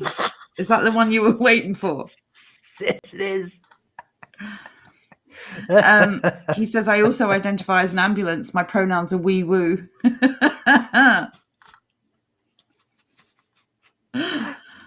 Michael, yes. When I said brick, there may have been a silent P there. Well done. English bird identifies as a donut filled with bacon. Oh, I don't know. That's a touch too far for me. Bacon donuts. Oh, this person. I knew. We should have had a game. Let's do a game. Nothing popped up. Okay. Daniel from Bournemouth with the Right, hashtag read out the comment first. NHSPay15 in his title. Unfortunately, I can't cover up his username. But anyway, I'm sick of the hand clapping, slow or otherwise. I won't be taking part. I will join the nurses on the picket line and add my voice and support in protest action. Join me. NHS strike. Enough is enough. NHS pay. Now, no. What do you reckon? Socialist. Is vegan. A vegan socialist. Unfortunately, you can see Daniel W. Marxist in his title, so I will not accept socialist. Marxist. I want other. Oh, right. Okay, that's his ad. I didn't even look at that. Let's play bingo. What do you reckon he is? Do you reckon he's a vegan? Yeah, definitely. I reckon he may be a vegan. He looks like a little bit of a soy boy, doesn't he? But anyway, I reckon he's got some sort of animal that he mentions. Vegan daddy of cats. Cat daddy. Oh, I don't like cat daddy at all, actually. Okay. He's definitely going to be anti-Tory, 100%. Damn, that's a lot. That is a lot. My goodness. Anyway, let's find out what Daniel has in his bio. He is a socialist, as we all know. He's also anti-Tory, which is common sense. Anti-fascist, film and music composer. Branch secretary for the Dorset Socialist Party. My goodness. I didn't know this was a thing still. Let's take a wee look at the Socialist Party. As an anti-fascist, does that make him Antifa? I don't know anyone who would have anti-fascist as their bio. Who knows? Who puts stuff like that in their bio? Or does anyone put pro-fascist in their bio? Well, to be fair, probably. I've never seen someone identify as a fascist. But either way, how completely empty are you if you have to put all these random arbitrary things about yourself because you have nothing of substance that you do? Oh, here we go. 1 minute. The RCN leading the pack on industrial action. Never thought I'd see the day. 100% the right move. Need all 14 unions to unanimously agree mass industrial action right now. This government cannot get away with this insult to hard-working NHS staff. Tories out, NHS strike. What do you reckon's in his title? I reckon there's going to be some form of animal. I reckon there's going to be some form of anti-Tory. Do you reckon he's going to be a Lib Dem, Labour or Socialist Party member? Socialist / Marxist, anti-Tory, cat daddy, vegan, soy boy, wokist. Go. I reckon he's going to be Lib Dem, just to spice it up a little bit. Let's find out. Senior lecturer! Oh, we missed one. Of course. At the University of the West of England. I'm calling BS on that. There's a made-up name. Independent prescriber. He's a therapist. Views are my own. Thank goodness, because you're an idiot. Thank goodness you don't speak for anyone else. Oh, that was hilarious. I can't believe we never thought about a man who looked like that could be... You can't really see him, but there you go. I never believed we didn't realise a man who looked like that couldn't be a professor. To be fair, I was hoping that was actually Robbie Williams. Might have sung a tune or two. Sir Francis identifies as a mashed potato sandwich. What we should do... Go on. So, what like good action on our perspective would be, whenever you see some absolute moron, there's no other word for this sort of idea. When they post up this bus and then just say awkward, like they're being super clever, they're being super smart, we should point out that they've actually increased the budget by 50 billion. How's that tasting for you? Does that taste good? Do you enjoy your 50 billion as opposed to 350 million a week? And also, if you didn't get your slice of the pie, you might want to speak to your unions because they've clearly ripped you off.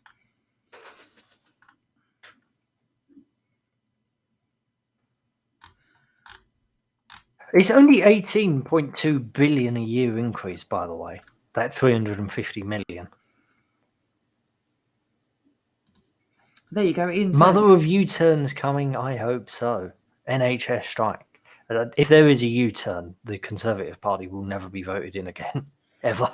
Oh, no one's going to be voted in again. If anyone still votes at this point, just give up. Honestly, I agree.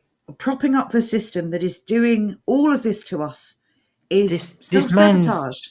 This man's username is Stoical Rage. What do you reckon? Socialist? I reckon. A repressed socialist. Anti-conservative. Definitely. Lib Dem. Well, they don't look like Lib Dem to be. You're going to keep calling Lib Dem until you get one. Exactly, because, it's like shooting fish in a barrel. Eventually, they come up the nest. Go on then. What is he? Please be a Lib Dem. Once barman, banker. Oh, Jesus Christ. You must really hate yourself. Open minds. Bookseller, historian. Favorite question? What? Favorite question? Why? Could you come up with a more vapid thing in your life if you actually tried? Look at this description, though. He's describing all the jobs he's done. There's a little tiny bit about his character. Always inquisitive and curious. And you don't seem very curious as to where all the other money's gone, Mike Pierce. You're certainly not inquisitive about the TikTok videos and the lack of mention of those. Favourite question, why? Why did they record those awful TikTok videos? That's a really good question. You should probably ask them. Likes, open minds, and what the hell, whatever that is. Is that like Bromwich Albion or something? I don't know. What is BH? I'm looking this up. One sec. I'm fascinated. I don't know. This is some sort of sporting reference, I would imagine. While you're doing that, Ian says, Antifa is just an idea, so he has identified as an idea. I'm confused. Exactly. It was Brighton and Hove. I should have been able to guess that. Leroy says, down with this sort of thing. Agree. Non-bacon eater. Damn, I wish I'd seen that, Philomena. Sorry. We'll definitely add that to the next one.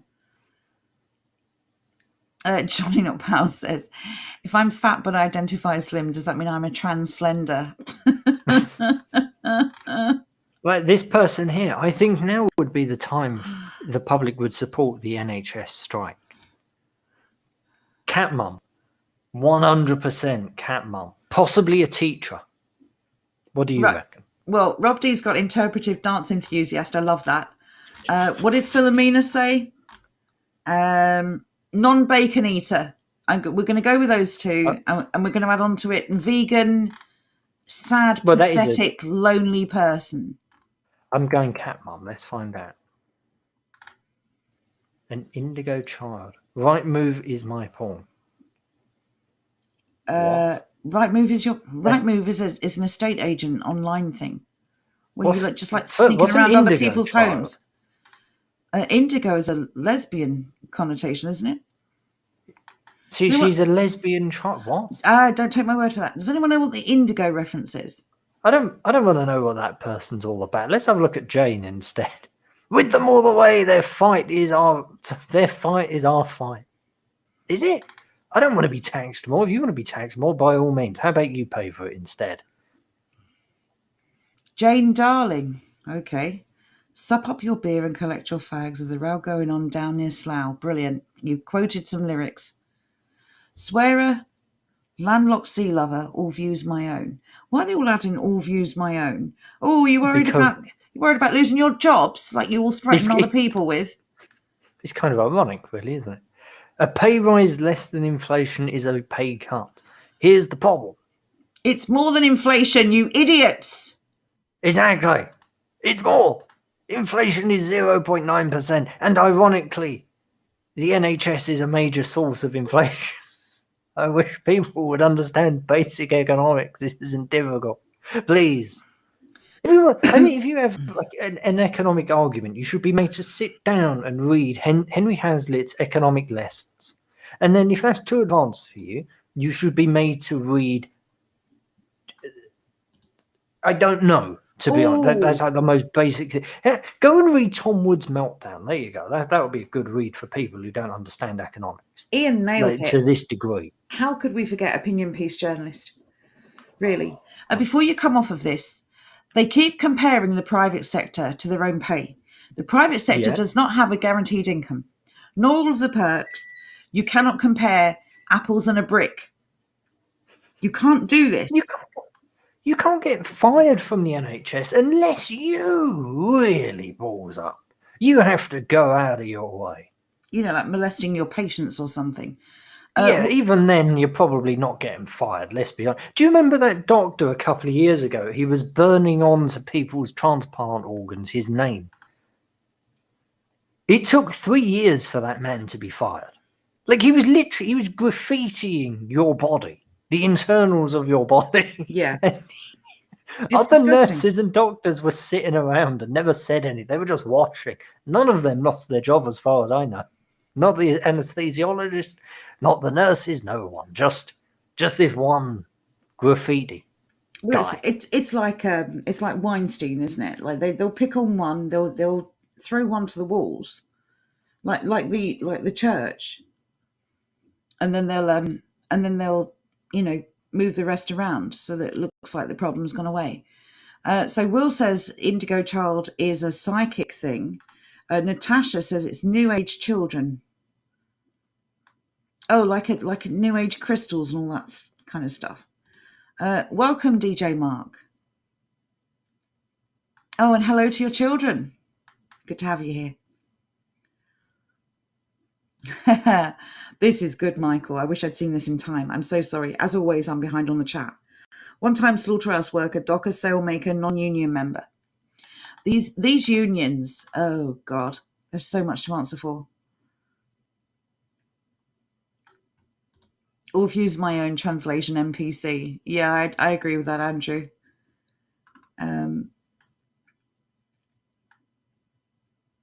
Okay, Johnny says, I'm getting a bit frustrated, a bit offended by all the stereotyping. Just so you know, I'm an introspective, tri-speculative, infra-fruitarian pandasexual, and I find all this bigotry problematic. Hey, you should just be grateful I could read all that without tripping up. That was brilliant. Yeah, that's a good point, Will. All Views My Own proceeds to repeat the same basic liberal talking points as the rest of Twitter. All Views My Own that I share with people who I want to like me.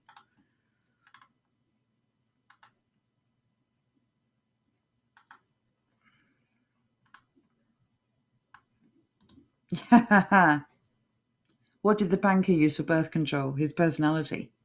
It's interesting how many of these people, when you delve into their Twitter bio, are connected to banks, or they're in some way beneficial with these kind of actions.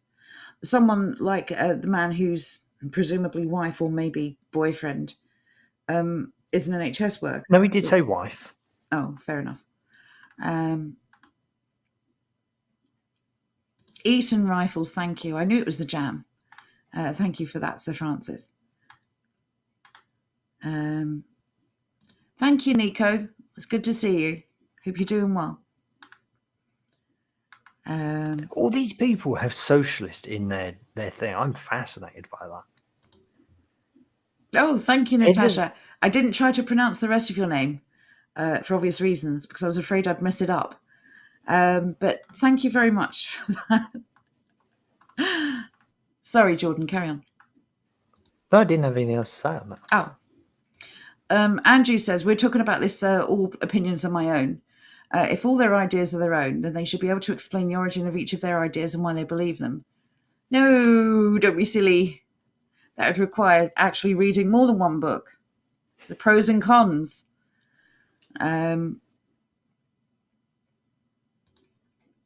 Oh, Tash is Tash. Right. Okay, gotcha. Oh, good evening, Tash. Did you realise? No, I didn't. I didn't. I'm behind the curve on that. I'm so sorry, Tash. Will says the big banks are scum. They literally have money they need to invest and they never put any of it behind a good cause. Yeah, it's funny that. What happened to philanthropy? It used to be a thing, or was it all a scam right from the start? That doesn't exist. It does exist. It must. I refuse to believe it. Mental health nurse fighting for NHS pay, whatever.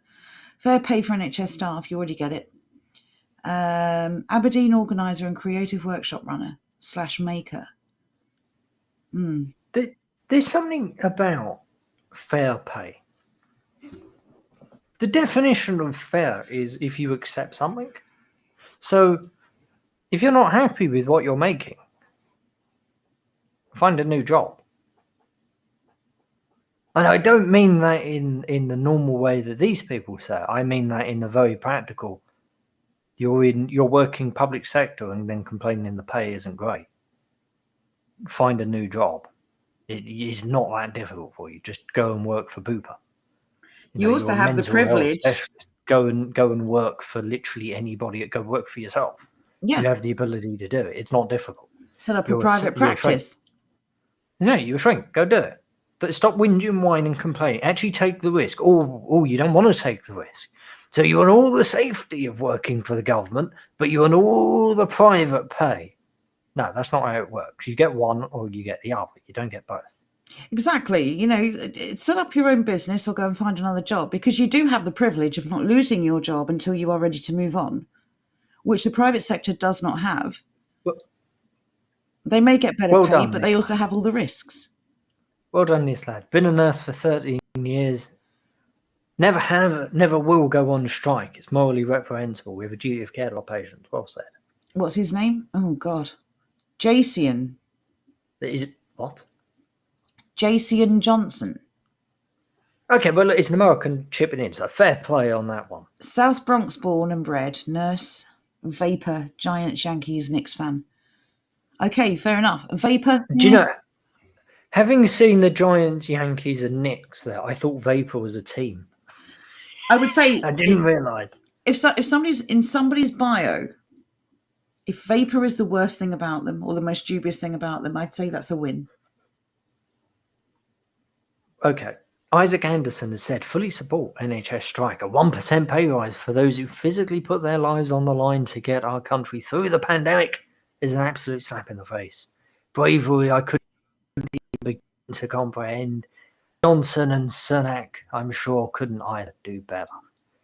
Do better. It sounds like you. Is this you? I was about to say, it sounds remarkably like me. I don't like that, to be honest. For those who But physically put their lives on the line to get our country through the pandemic, again, the shop workers, truck drivers.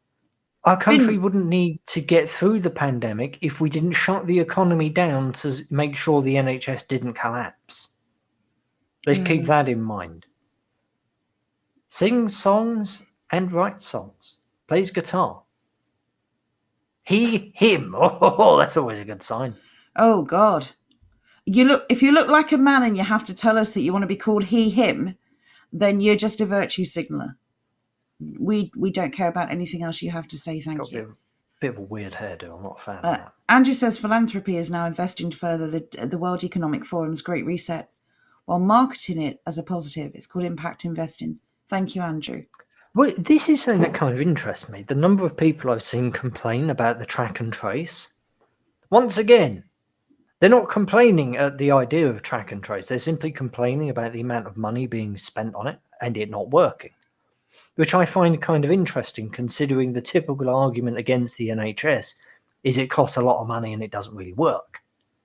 So why is it okay for these people to point... Why is it okay for these people to point out a Tory policy which sucks up a huge amount of money and doesn't work? Yet if we argue against the NHS, we're somehow morally reprehensible extremists, weirdos. Oh, this is the nut job nurse again. Good. My favourite sort of nurse. We're reprehensible. I'm not withholding healthcare from someone who desperately needs it in order to get some more money for myself. I would say I can take the moral high ground there. Let's have a look what this one says. Mr. M. Isery Guts, I like that. A Conservative voter who despises... Oh, yeah, okay. What is KBF? I can't remember. Who just keep Britain free, actually. So that's surprising. FBP is the people who want to put us back into the European Union. Ooh, no. He despises BLM. What? Oh, hang on. Is that a separate line? He's a Conservative. I think it's the same line. That doesn't make any sense. So he despises... This person's schizophrenic. So he despises Keep Britain Free. He wants to rejoin the Union, and he supports or hates BLM, racism, fascism, anti-Semitism, and the woke snowflakes. What? If you don't identify with those, I'll follow you. That makes no sense. So he hates everyone, basically. Is that what this is? I think. At the end of the day, his name is Misery Guts. It makes That's sense. True. You know, he's playing the part. Okay, what does he say? A proposed strike would be a massive own goal from doctors and nurses. We all know that 1% isn't a lot, but it's 1% more than most are getting in the public sector. It's a heck of a lot more than people are getting in the private sector, let me tell you that. I would urge NHS workers to think carefully before you take strike action.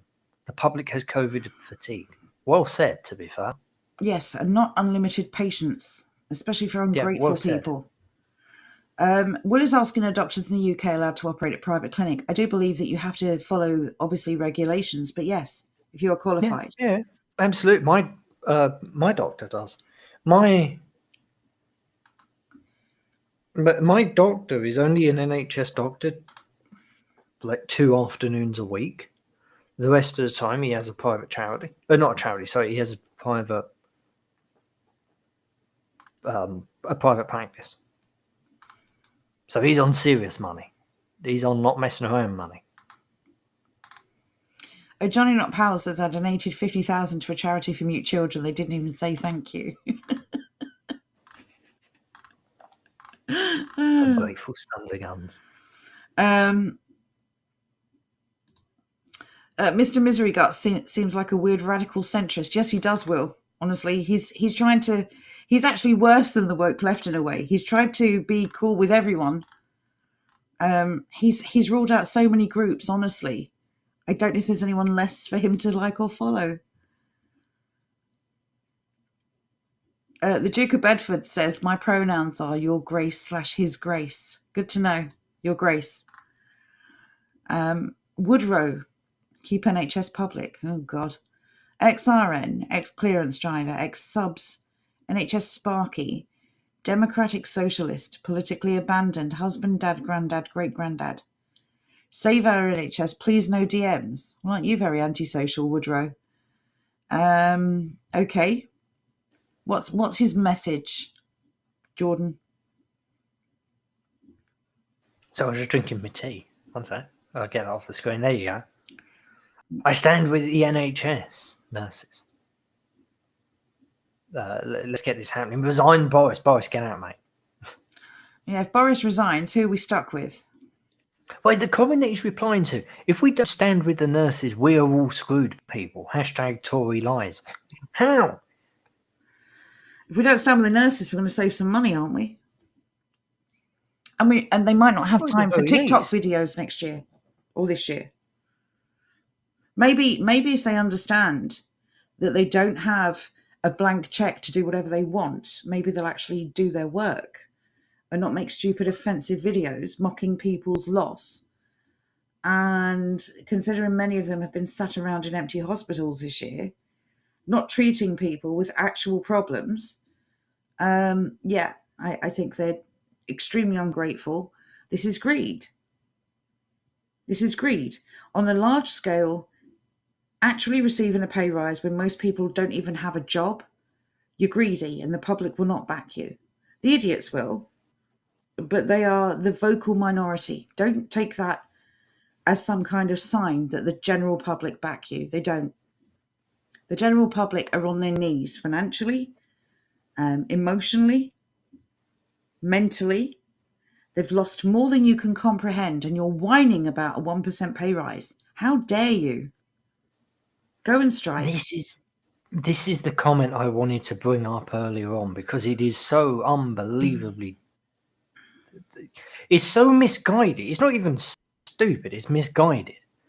Nadine Dorries thinks NHS workers should be glad of a 1% pay rise that doesn't even cover the cost of the privilege to park their car at work. Surely your complaint there is the fact that NHS staff are being made to pay to park in NHS car parks. Like, that's the problem. Nothing else. Meanwhile, she's all aboard the gravy train of 80 grand a year and milking us taxpayers further with eye-watering expenses. So you can milk taxpayers just fine, just so long as it's not going to MPs. Fair enough. Well, she's basically accusing Nadine Dorries of doing to her, him, whatever, as they are doing to us. You hypocrites. Exactly. It's like one rule for me, one rule for thee. Calling for an end to austerity wages and fighting for fair pay to NHS workers in Dorset. Once again, fair pay is what you accept. Nothing else. See why I'm very anti-union. 2021 has been a wonderful year for rekindling my absolute love of voluntarism and ANCAP and everything around that. Just, government. They keep using this phrase, pay cut. You've been offered a pay rise above inflation. You're calling it a pay cut. Again, be grateful that you have jobs. People have not only lost their jobs this year, but their loved ones. They've not been able to see their grandparents or their grandchildren. They've not been able to hug each other. They've not been able to leave their homes. And some of them have lost so much more than just a job. They've lost their business, something they've probably built up over their whole lifetime. And you're whining about 1%. There are people on 60% furlough. Those who are lucky enough to still have jobs. McDonald is one of those rare politicians that I don't have any control over my utter contempt for him. There's something about him. Marxist.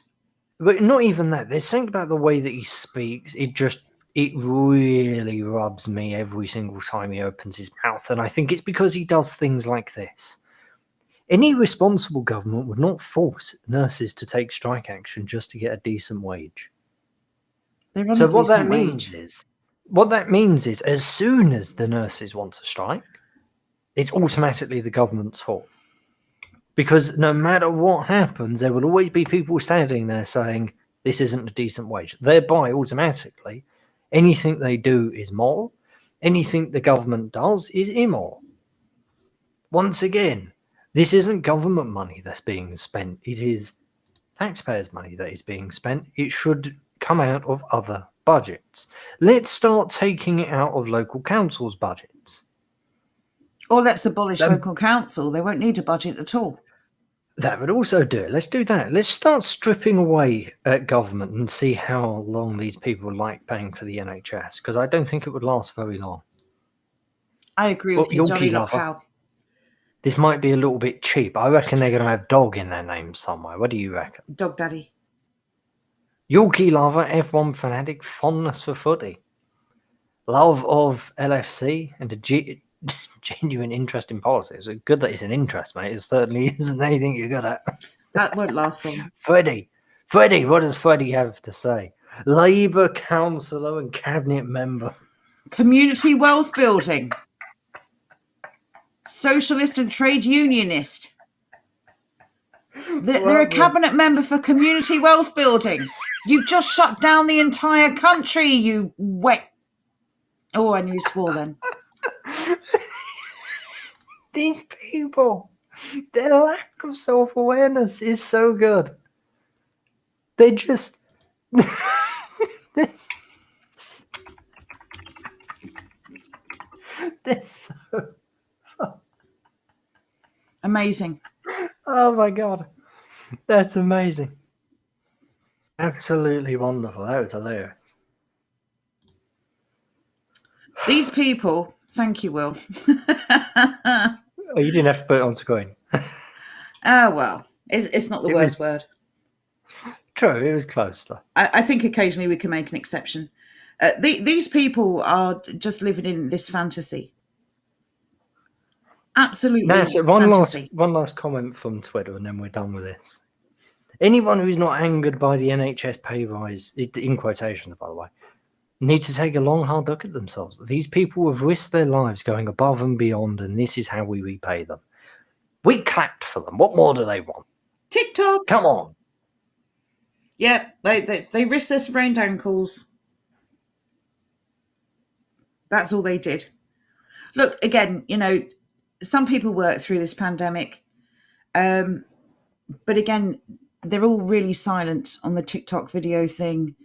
They're out protesting in their hospital clothing for extra measure. That's, by the way, what we'd call a nudge. And they're wearing those hospital gowns or whatever, overalls, mixing with the public. Mm-hmm. Do you think they're going to go home and boil them to make sure that they're sterile? Of course not. Absolutely ridiculous. Absolutely ridiculous. Tonight was supposed to be a chill out stream. But it was tonight was a chill out stream. It was. Mocking the ridiculous is what we enjoy doing best. So that was a great deal of fun. So yes. That was well worth it. So the NHS is out of touch. This isn't the NHS. This isn't a spokesperson. These are actual nurses. Because this clapping nonsense has gone to their heads. And they now think they're omnipotent. They now think they're untouchable. They're going to find out the hard way that a lot of people think that they are being greedy and narcissistic, that they are putting money, their own money, above the healthcare that they have been contracted to provide. They say in times of crisis that you really see people's character. We're certainly seeing what these nurses are. Oh, yes. Oh, you're seeing them wonderfully. Socialism for me, but not for thee. It's really interesting to see how, when the proverbial hits the fan, everyone's out for themselves. Despite all their nice, flowery words, these NHS staff and the unions, they're out for themselves. I don't quite know how the unions work because I've never really looked into it, but I'm assuming whatever they negotiate for the nurses, they get a cut, right? Oh, yeah. There you go. No such thing as altruism, unfortunately. If I remember right, I've never been a part of the union, but the way they make money is purely off of the dues themselves. But if a union does particularly well, it's going to hope to drag members from other unions over towards it, which increases the amount of money that they make. Yeah. Obviously. Yeah. I think we're going to get to the point where we're going to see just how outdated and how out of touch a lot of these government institutions are. And let's make no mistake, the NHS is just another in a long line. Well, that's a good point as well. When we go into negative interest, they'll be grateful for that 1%, won't they? Think about it this way. If they got their 12.5% pay rise and they started saving, they'd have to start paying for their savings. So, we're doing you a favour, NHS. Let's be fair. I don't think these socialist NHS workers are the type to save. I think they're the type to buy their cat a very expensive cat tree. Well, if they were truly grateful, they'd see that extra £3.50 a week as an extra latte if they shop around. If free enterprise truly existed, you'd probably get one for £3.50. Hey, they'd be able to get many for £3.50 because they don't pay normal prices like everybody else. Well, that's true. Yeah, with your discount. Yeah, which is something we're going to be covering in the near future. Because it's funny. Thank you, as always, everyone, for showing up. We know that you're giving up your precious time to spend your Saturday evenings with us. We're very grateful. We hope you've enjoyed dissecting the NHS. I can't stand ingratitude. Can't stand it. And this is really just taking advantage now of what they feel is positive support from the public, like anyone had any choice. These are the media darlings at the moment. I hate that they use the term NHS heroes. Heroes are people who do things for others where there is no benefit to themselves. They're not heroes. They are proving that they are putting themselves above the work that they are contracted to do. They're not heroes at all.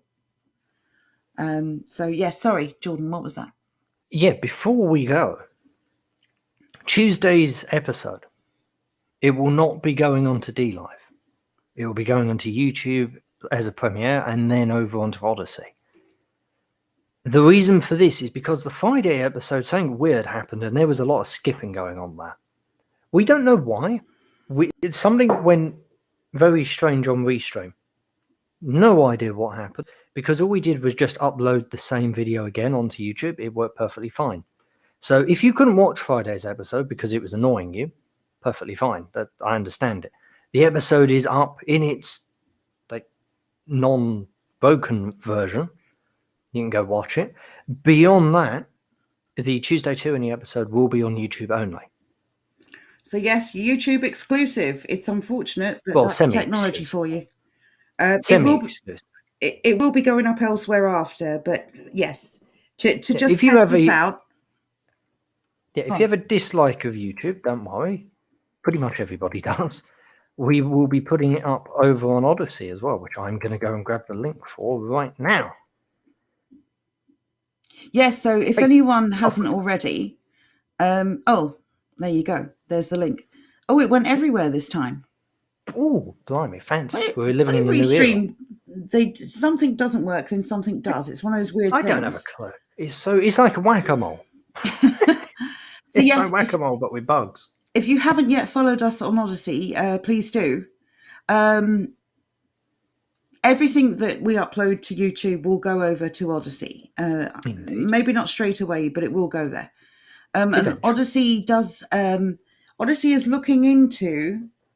They have been testing a live stream format, so that may be another place for you to watch us. We really hope you've enjoyed tonight's stream. We hope you've had a laugh with us. Got some of the outrage out of your system, so you can enjoy your Sunday calm and peacefully. We certainly got ours out. Yes, we will be back on Tuesday. So just a reminder again, the series that we're doing on the BIT department or the Behavioural Insight team. I don't have an answer for that. Is there something else I can... Excuse me? That's the TV. That's my Siri. It's just, shut up. Stop spying on me. Anyway. It's so bad to you. I heard it. The little beep. Anyway, as I was saying, so the Tuesday series on the Behavioural Insights team is going to just be every Tuesday. The Friday podcasts are a completely separate thing. The Tuesday series is going to go directly to YouTube, and it will be pre-recorded, won't be a live stream. So we hope to see you for the Tuesday stream. Thank you again, everyone. Have a very, very good evening, and enjoy the rest of your weekend. Indeed. See you later. Good night. Take care. Bye.